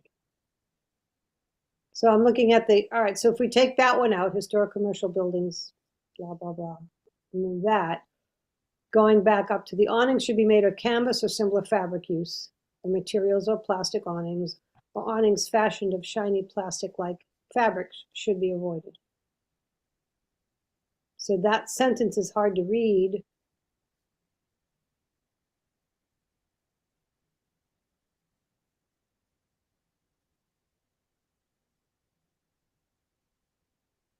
You do awnings should be made of canvas or similar fabric, period.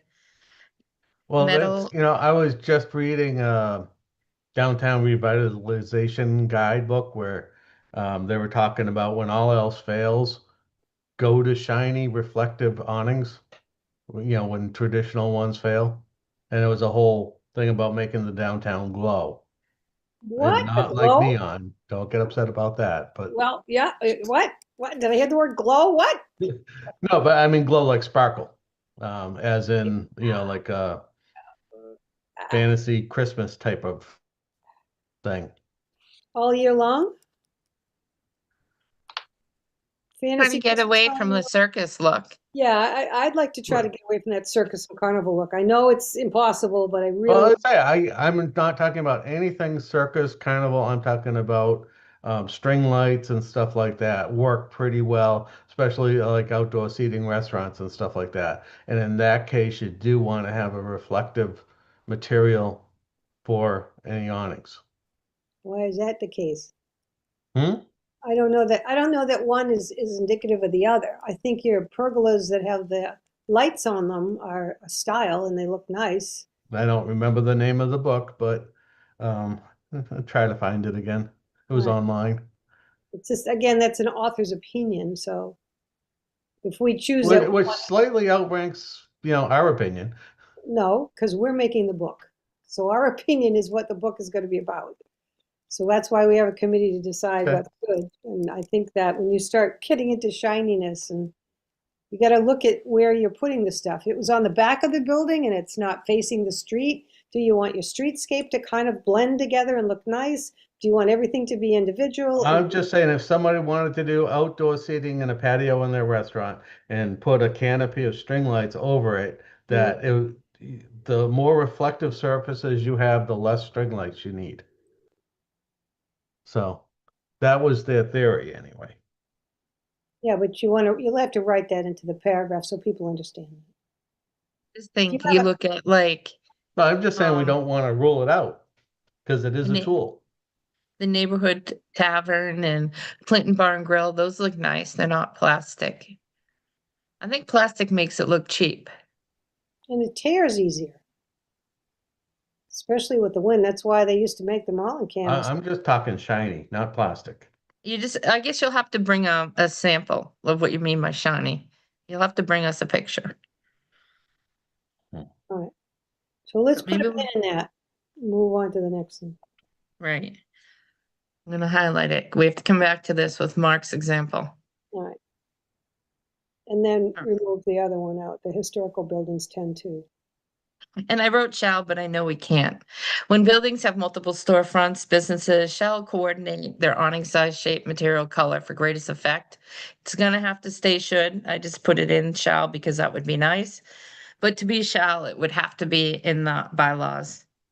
And like Bob has said, or Lori just said, anyone can add an awning after the fact. So, and we don't have the jurisdiction to look at it after the fact. I do have one comment on the eliminating the adjacent. Mhm. So if you think of a scenario where you have a single building with multiple storefronts on different sides of the building where, one side may not be visible from the other side. Mhm. That's why I put in adjacent. So if you think about where the tavern is, that's along the front of the building, but then on the side of the building, there are a number of other businesses on both sides.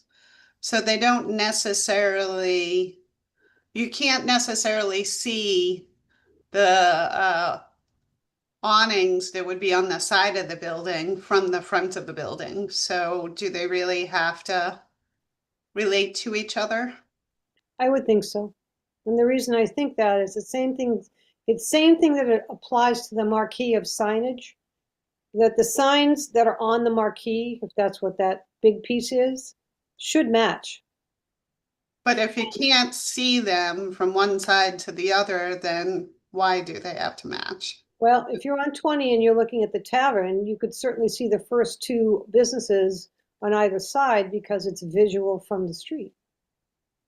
Well, you also have the example of Northborough Crossing. I think Northborough Crossing is its own set of standards because it's a much bigger space.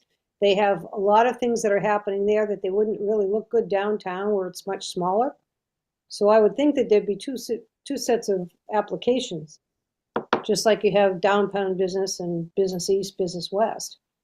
I don't think the same rules can necessarily apply to both spaces. So that would, I mean, that's in its own league anyway. Like if you go down there, they do a lot of the stuff that we wouldn't have allowed downtown. So maybe you have to put in downtown, or where you want to be more specific because of its size and location to each other.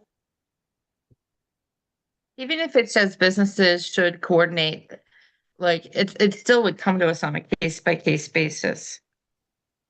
So I think we can just leave it at that. Do you think? Well, you're going to remove should to shall, and you're going to Well, I can't make should shall. I put it there, but I know we can't do it. It has to say should. Because to become shall, it has to be added at town meeting. all right. So it's gonna have to say should. I just typed in shall because I think it was discussed before. Okay. But All right, so is there a consensus to get rid of adjacent? sure. But still case by case basis, if they don't all match, but they look good, they look close enough, then I'm sure it's fine. I don't know. I think the bigger problem that I see, and is a perfect example of what we had happen down at the Pierce Plaza, the first time we've had a sign required, come before us with your sign. We didn't have any real say in what the sign looked like. It didn't match the other ones, except the new border was put around it. The colors, the way it's applied, didn't match. So it's almost ridiculous for having to come to us to do what they want anyway. It's like, well, So Well, here we're talking about awnings, and one of the things that I was thinking of too is that, like up at Northborough Crossing, the facades of the various storefronts, there are some differences between them. sure. So an awning that might look good on one of the facades may not look good on the other facade. So there's that. I'd But say, don't you use different color awnings to signal different businesses, You might, especially if they have a small sign? but you can put it whatever colors you want if that's part of your business color. Yeah, I'd That's- say sometimes you want to contrast though. I think what we're trying to do with this is when it's a single building to make them somewhat homogeneous.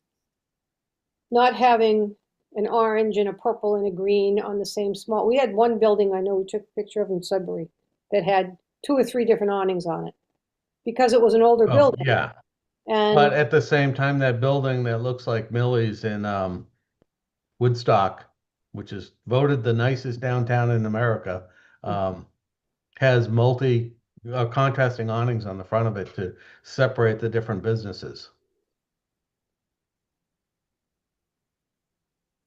again, I'm just saying, there's sometimes where it might be appropriate, and certainly, definitely, times where it looks bad. I think by taking out adjacent, it doesn't mean that they can't come in front of us. It just says businesses should coordinate their awning size because we can't say shall. Yeah, I'd say nothing really affects whether we take that word out of there. It's Right. It doesn't really change anything. no. I think by having it there, though, it makes you think. were you talking about the word adjacent now? Yeah. Yes. I kind of like the idea of having it in there because again, and again, I am thinking downtown. I think all of these things that I think of as downtown, I don't want to use Wegmans Mall as an example because that's a whole separate look. And it's much bigger and it's designed to be like that. You don't have any residential above and commercial down below. It's all straight commercial and big glass storefronts, except when they choose to narrow it down. So I don't mind the word adjacent being in, and I don't mind the word shall being removed. Okay, so we're just gonna leave it the way it is. Well, because, well, okay, But we whatever. were taking out adjacent. I thought you didn't want it there, Lisa, but if you want it there, that's fine. Unless, Mark, you don't want it. Well, I'm just saying, it sounded to me like three of us don't want it and one does, so let's leave it. What do you mean? I Oh, mean, so I- Lisa I- wants to take out adjacent? That's what we're doing, Lisa. Or you do want to leave it? No, I just took, I was taking about shall to get rid of it, because that's, Oh, yeah, we have to get rid of shall because I just put that in there. right. And then Lori, and then when buildings have multiple storefronts, adjacent have multiple storefronts, adjacent no, wait a minute. The sentence itself is a little odd. When buildings have multiple storefronts, Businesses should coordinate their awning size, shape, material, color. Not just Yeah. adjacent, but all of them. And Yeah. okay, All of them. so we're fine with I that. really don't think that belongs there because you want to symbolize or signal the entrance to the residential parts of the building different from the entrances to the businesses. didn't I just say oh, if it's downtown, it's different than Wegmans. Is this downtown? Sure. This is townwide. I mean, I'm just thinking about if, Townwide. just because it was fresh on my mind, the entrance to the apartments at 13 Church might have a different awning than the businesses, Oh, I don't know. especially around, if you wrap around the corner to the courtyard, she might want a awning to cover seating. That's not gonna match an awning over a doorway. I don't know that to be true. If we take out adjacent, does it really change anything? They still can have different ones. Yeah. Or they can just install it after the design, after the building's built too, you know? I don't think we have that much say over awnings and their colors. Or anything for that matter. Well, So, I say adjacent is a very specific term, so So you want to leave adjacent? no, I would get rid of it. Oh, okay. And I was gonna get rid of it, and Lisa want to get rid of it, so we can move on from that then. thank you, that's gone. Could you clarify if we're getting rid of the historic commercial building paragraph? I don't know what the decision was made. I believe I agreed to that because, to get rid of it. Because we don't know what historic building was gonna have it. To say it would tend to look better with, we don't know what building you're talking about.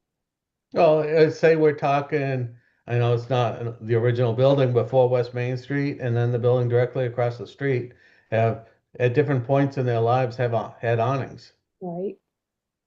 It's okay, I just don't want to tell them what type of awning. It says historic commercial buildings tend to look best with sloped on fabric awnings on a shed roof frame with a valance skirt at the bottom. But then on page 9, I think it was, where we have the historic building with an awning, it doesn't have the valance and the skirt at the bottom. Like, I would think it's up to the person if they want to do the valance or the skirt at the bottom. Like, I don't want to tell them what they have to do. Yeah, I guess I agree with getting rid of that. So that's why I was getting rid of the whole paragraph, so they can design their awnings and then come to us and we can say, oh, no, that looks silly, or that looks amazing. Mhm.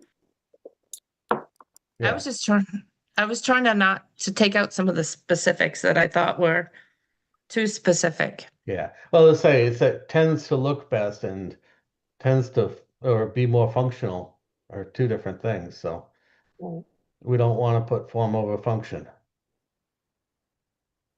I agree. I don't think we need to go any, there's three of us who are saying, yeah, we can take out that paragraph, so let's do I it. was just giving the developer and their designer more freedom to do what they want, Fine, it's good. Let's go. right? Move on. Well, and then Lori, we can add the awning signage, 10% of awning, we'll just add that one in that we added from town meeting. We'll have to look up what it is, but I want to move on to the signs. I actually think it's already 11:15. I'd like to do the signs the next meeting. Can I just finish? I just want to talk about it so you guys can look at it. You don't have to design. I mean, you don't have to decide. We don't have to vote on it, but I worked on this over last weekend and I just wanted to just present it. Do it. So if you go to page, because this is the last section, I just want to get done. If you go to the last page, page 25 in the design review guidelines, actually page 24. And I think it's great. I love what everybody did, but I just looked at that page 24 and I thought it was too much writing. Like we said, a lot of the bylaws were in there, but since they're bylaws, I didn't think we needed them all in there because they have to follow the bylaws anyways. So I tried to cross out extras and keep what I thought were the most important. The first paragraph, I added a sentence that I think I read in Medway. When used improperly, signage can confuse and add excess clutter to both the storefront and the streetscape, degrading the community's visual character and commercial viability.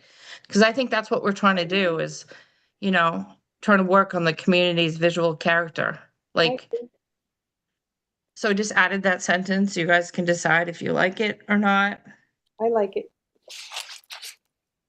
It's just a sentence. It really doesn't mean make or break anything. So then we were talking, this whole page was talking about signs, but there were no pictures of signs on the page.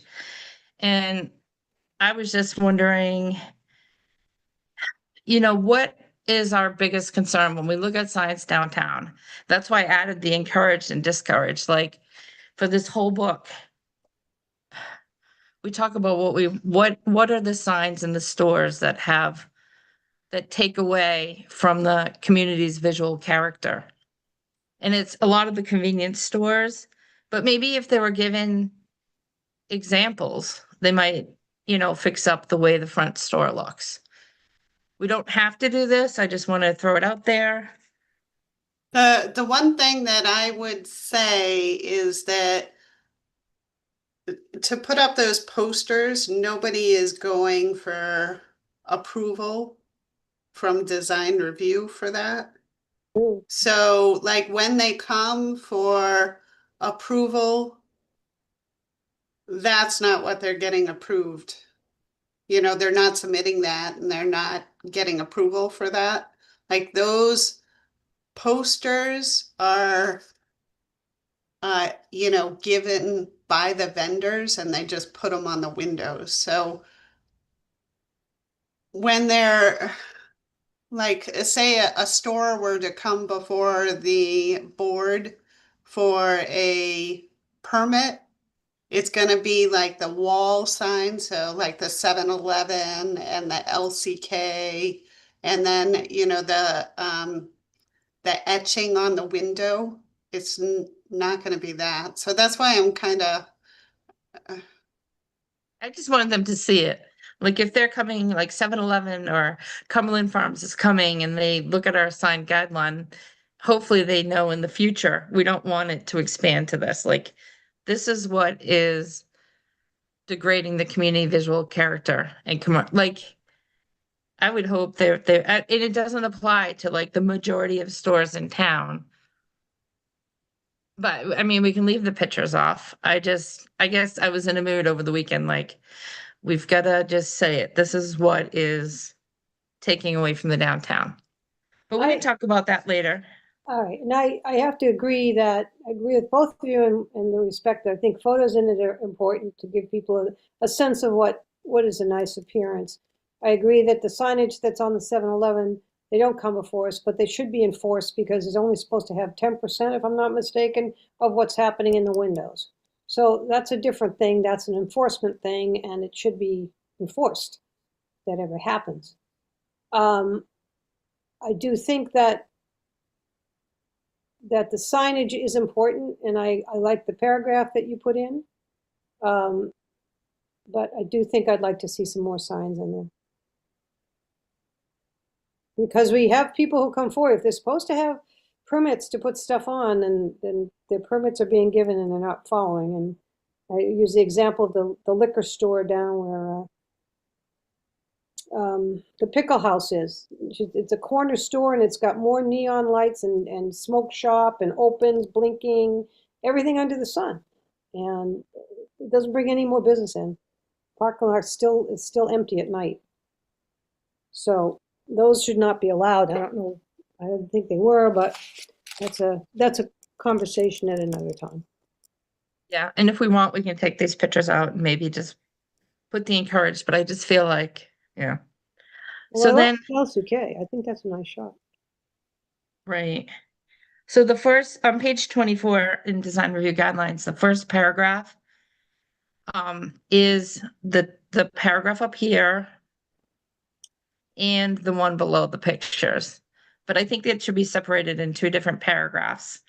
Mhm. The only signs allowed in the town of Northborough are signs that advertise, call attention, or indicate the person occupying the premises, which contain no other matter.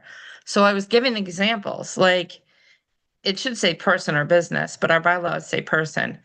So the person would be the name of the business. The business transacted thereon are artisan gifts, convenience stores, pharmacy. And the third part of this paragraph is the property itself for sale or rent. So it'd be, 5 West Main Street, it's for sale, it's for rent. But which contain no other matter, which is part of our definition now, it are the examples above. Like the sign should not contain all this other matter. So that was another reason why I put these signs in, like, this is our definition. I don't know if some of the businesses just don't get it, but this is what, at least in my opinion, that definition means. And that's where I think people go wrong, or businesses, because then they want to, their signs, they want to list everything that's in the building, and that's not, a sign is supposed to bring a person, like right here, identify a property or business and direct customers clearly and easily to the desired location.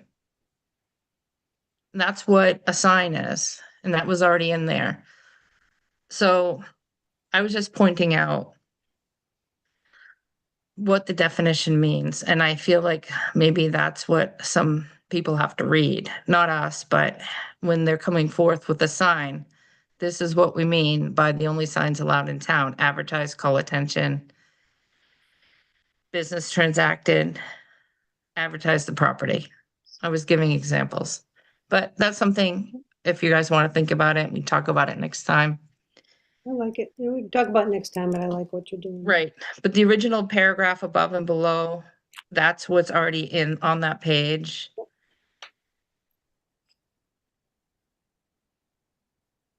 Sign graphics should be simple, neat, and concise. I moved some, that was a 1, 2, 3, 4, 5th paragraph. I just moved it up. And then I crossed out, signs should be mounted to avoid irreversibly damaging building features. That's in the bylaws. No sign should be attached to the roof or the marquee. I just deleted some of the items out of this page that's in the bylaws, because I thought these are the design review guidelines and we didn't need to have all of it listed. But if you guys They want to read it for probably next time. aren't gonna look at both this and the zoning bylaw.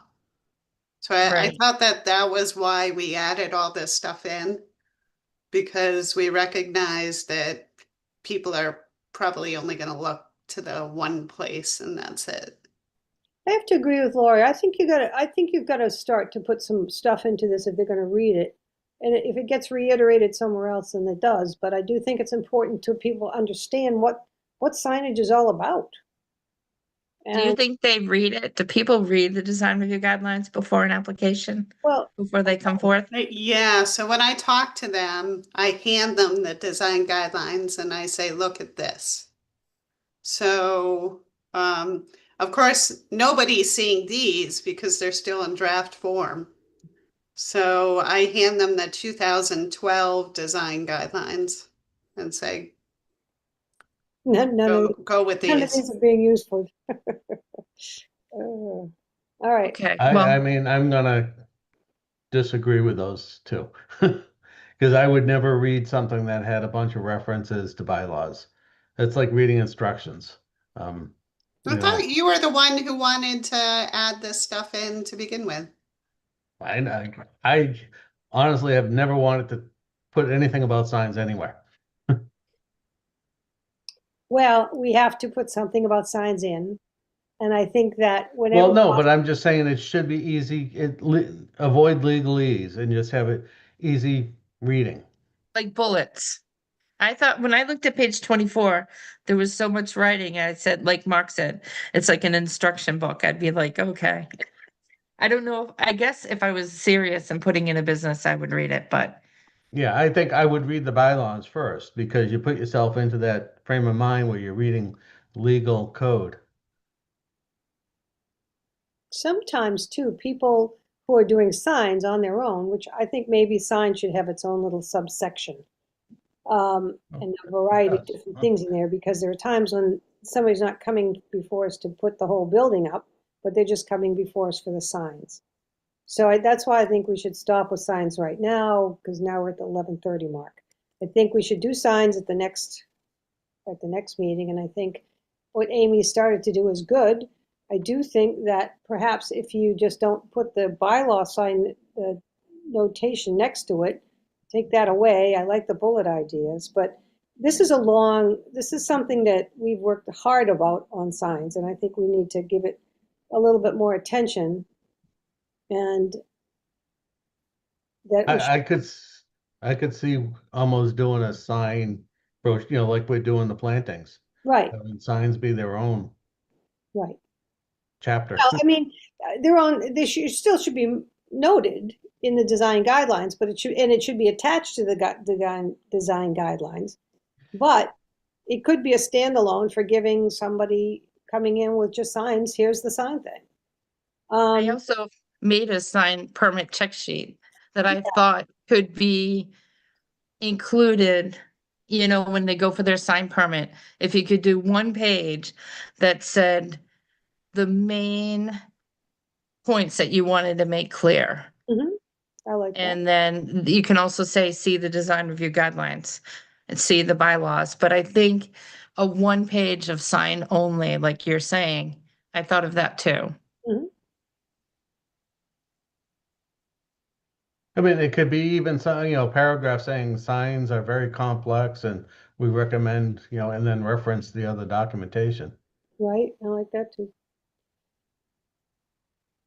I think we should reference the other documentation, but also have bullets for like the most important parts. Yeah. Because nobody, Yada, yada, I don't know yada. if they're gonna go to the other parts, Right, but that's great. We're not arguing with it. yeah. I just wonder, like, the woman that came in with the sign last time, did she actually? I'm sure she didn't read the bylaws or the design review guidelines, not that she had to, but I was just curious, Lori, before, the woman that just came in for the first review we had of signs, did she get a copy of the design review guidelines or the bylaws? Bob handles that. Yeah. So he just, once he receives a sign permit, then he forwards it to me and then I forward it to you. So the conversations he's having with applicants, I have no idea. Yeah, and I don't, They don't come to me, so they just go straight to him.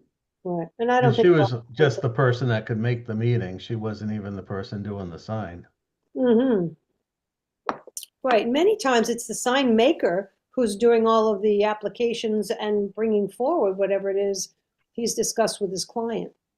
Because I know we had that with one of the downtown businesses. So there's a lot to be said about it, and I do think that some of once the sign bylaws or whatever we do with those and put together on a sheet, that we should actually send them to the sign makers that are in town that people use on a regular basis, so that there's some continuity of what it is we're trying to do, and they can advise their client in a better, more informed way. Because a lot of the newer signs were interlit and being put up, and a lot of the things that we've been working on were ignored. So I think that it has to have its own special. So that's something that's going to require a little bit more time, unfortunately. Okay, so we left off with signs. We can come to that for our next meeting in January. I think Lori said that we may have an applicant in January, right? Yes, I do anticipate that we'll be getting a filing next week for a new industrial building that would be on, I think it's 30 Barefoot Road. Okay. And then we had 3 sets of minutes. I did not really read the November minutes, but we had September minutes. Let me say the date of those. Do you know the date offhand? I don't have the agenda. Oh, I do have the agenda. Okay, so September 9th, September 11th, 2025. And then 10/16/2025. Lisa and I both had changes that Abby incorporated.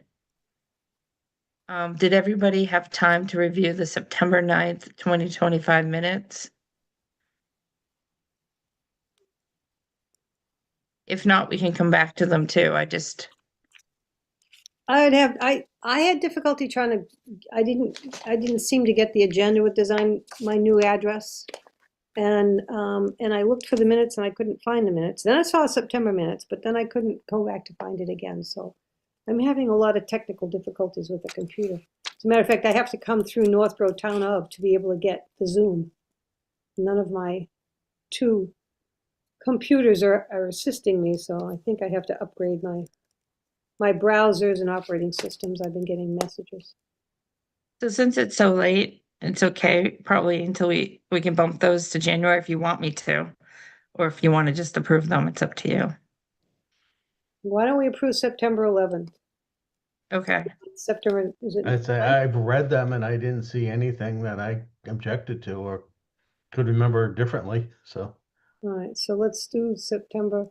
Make Did I a have a- motion to approve September 9th, 2025. 11th, actually. Hmm? September 11th. It is the 11th. Redirect my motion. I move to approve the September 11th, 2025 minutes Was it as amended? Did I have changes to it? I usually do. as amended. Am I supposed to say something? Hmm, I'll second. second it. Okay, we'll call vote. Mark McMenamy, Aye. Lisa Maselli, Aye. and Amy Paretsky's an aye. And we will bump the October and November minutes until January. Does anybody have anything else they want to add to the January agenda or anything else to say today? The January agenda would have obviously signage, right? That's going to be what's going Signage, on yeah, and the new applicant. So we're gonna have to do the applicant first. there. Yes, okay. So I don't know how much time we'll have for signage again. All right. And I do, I mean, there's a lot of it with the booklets and the trees and that. So sorry, Abby. Once No, again, don't worry. the landscape book is on the side. Before you guys go, the planting for resilience from UMass that you provided, Amy, I'm going to be using this so that I can replace the cork tree. You were correct about that. It was invasive. I'm not sure where I pulled that from, but it was outdated. So I'll go ahead and fix that. And then I was also curious, you had mentioned some sort of invasive species list in the booklet. Did you want to just pull what they had in here and put it in the front or the back, or did you want to create a new list? Obviously, there are a lot of invasive tree species, so I could condense to some really popular invasive ones. I'm not quite sure what you're looking for with that. Okay, just to tell the rest of the board, I had reached out to like someone who's on the Master Gardeners. And I was talking about the planting and tree list because we haven't heard back from Dave Varon. And she forwarded me the book that Abby has. And it did have a table with a list of invasive species. So she said she would recommend just a list. So if somebody comes forward with a tree that we don't have in the planting guide, but it's a known invasive species, we could scan down the list and say, oh, we can't use that one. That was one recommendation. I don't know if the invasive plants, if there's more than what the UMass group, or is it just that list? Probably. I'd have to look on I just have to look and see what specifically Massachusetts has banned. But I'll just have to see how long that list is because I'm assuming we Right. wouldn't want multiple pages of invasive species. But if I can get it short enough that it's digestible, if you guys all want that, we can do that. Sure, what do And- you guys think? I think a list is good. I think a list of both is good, just literally lists of the ones that are non-invasive and suggested and the ones that are invasive and not suggested. I think that literally by alphabetized would probably be easy. I would like to see trees themselves, like a full trees and certain age, maybe showing the plantings that if it's 6 feet tall, a 2-inch diameter, and how it looks at 4 years or 5 years, and how it looks at 10 years. It could be just a diagram that shows that. I think I've seen that someplace, but it gives more of a understanding of why we're actually doing this, because when you're doing your landscaping, you want to know what your heights are and what your ages are going to be and that sort of thing. So visually people. My it- only, sorry, Go ahead. Mike, oh, Oh, it's just died. Can you hear me? Yeah. Now it's out loud. So my concern with that is having pictures of the full trees would not fit in the format that we have going on right now. So it would have to be an entirely different packet if we were to include more images. Everything's pretty compact at the moment. Do you Yeah. guys want to change the format? We might have to change the format. Okay. So, but that's, again, it's something we'll talk about. I don't really want to spend much more time today on any of it. So I have to go get some blood tests. So do you want Abby to be on hold? Like the UMass, I can send it to you, Lisa, too. The UMass book did have pictures of the trees, but only like a big picture that didn't have the small and the big. Oh, Shimini. It just had the big picture and it says, does it grow moderately, slowly, quickly? Okay. All right. And there's only there's 2 things left I want to ask. First off, Bob's not here, but I was, I thought we were going around talking about the list.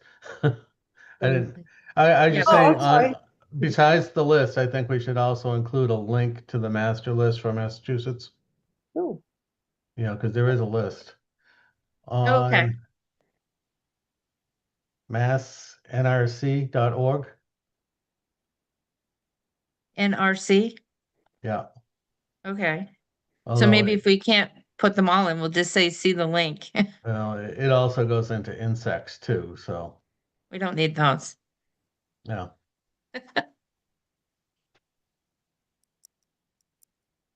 Okay. Anything else, Mark, that you wanted to? No, I just wanted to add, the idea of putting a link to the master, because it does get updated from time to time. I was just wondering, and this may be too much work. I know you broke it down in shade trees, green trees, but I know a lot of times with like downtown businesses, we want a street tree. Is there any way to see which ones are the best street trees or? So this people would look at the guide, like the shade trees or the decorative trees to select the street tree. So it would depend, like, for example, if you're under utilities, then you have to get a low growing tree. So that would be an appropriate street tree. If you're on the side of the street where there are no utilities, then you could go with a shade tree. Okay, so then that would be a good reason to have the full picture of the trees too, so you know what your streetscape looks like. Mhm. I don't. Okay, And I'm gonna send you Amy or somebody, if, a better list that I found for the plants, but it's on MassGov, so, okay, thank you. but it's long. Okay. So for Abby, for next time, she's gonna look through the UMass. Mark will send the link. We're gonna try to get a list of invasives or just include the link. And then we should discuss pictures, like how we could fit the full-size picture. I don't know if we could fit like the small tree and then the big tree, because I know like I was looking at arborvitaes this winter and they come all different sizes. So it would be what the builder would choose. Mhm. So would you be okay with just the big tree, or do you want do we want to see the immature tree? Well, no, I'm not saying each tree, like what you're using for an example, you're using it to show it in relationship to the building you're putting it at. So you do want to see a full tree for a lot of reasons. That one diagram that you could show, here's the smaller tree and the bigger tree as it goes. That wouldn't be for all the trees. That would just be to show, the variety of what you have to pick from. And the plants are different than the trees, obviously, because some people are going to have almost no area to put a tree in front of their building if they're on a downtown area that has a sidewalk and that sort of thing. So some of the plants that are recommended. And again, I think that's something, again, we need to spend some time with. I mean, I can't, in terms of giving more direction right now to Abby, it's just more to say, okay, yep, we're going to have to maybe redo some of it and create like certain pictures like Amy had with the red trees and the trees that are going down the line of a road and stuff like that. That's really what you want to be able to say is, this is our vision for what we're talking about. When you're talking about putting in, how do you design guidelines, to separate the trees from the parking lot or in front of the building or that sort of thing. So it's a visual of the whole, not a little piece of what the actual species is, I guess. And I think Just one other comment. In an urban setting, the trees are going to be stunted. So they're never going to reach their mature height because of the limitation for space. So that's something that should be kept in mind. yeah, and that could be listed too, where you're going to put it. So yeah. Okay, so I just want to let me know what she should do for next time. Is there nothing, or is there a small part? I think what we need to do is probably send her some stuff. I mean, Okay, I don't think we can just give her more stuff today. all right. So we'll send you some ideas of what we're discussing right now. But I do think you could start off with a list of the invasive trees. Sure. That'd be great. All right. Anything else to do with the planting guideline? Nope. No. Okay, Lisa, you wanted to add something? Yes, I wanted to do a follow-up. I know in April we had asked to have the mobile station's land cleared out and get it back into compliance. And they've done a great job so far in terms of taking most of the stuff off the property. There are still 2 cars that are there that are draped with a canvas, and I don't think they applied for storage on that property, but I'd like to finalize that and get that section of that area done, and find out whether or not they're going to be paying a fine for not complying, or how that's going to be handled. So, Lisa, I encourage you to reach out to Bob. okay. Because he's, I know every time you've asked about that, he's mentioned that that's not the purview of design review. I think you might get better results if you just reach out to him directly. Okay. Okay. Was there anything else? Nope, I'm good. I think All you right, did a hearing great job. none. Everybody did a great job, and hope you all have a nice Christmas. Right. Merry Christmas. Oh my gosh. Wow. And Happy New Christmas, Year. everyone. We'll see you in the next year. Yes. What next year? All right. Right? Yes. So do I hear a motion to adjourn? So moved. Second? Roll call. Mark McMenamy, Yes. Lisa Maselli, Aye. and I'm an aye. We'll see you guys next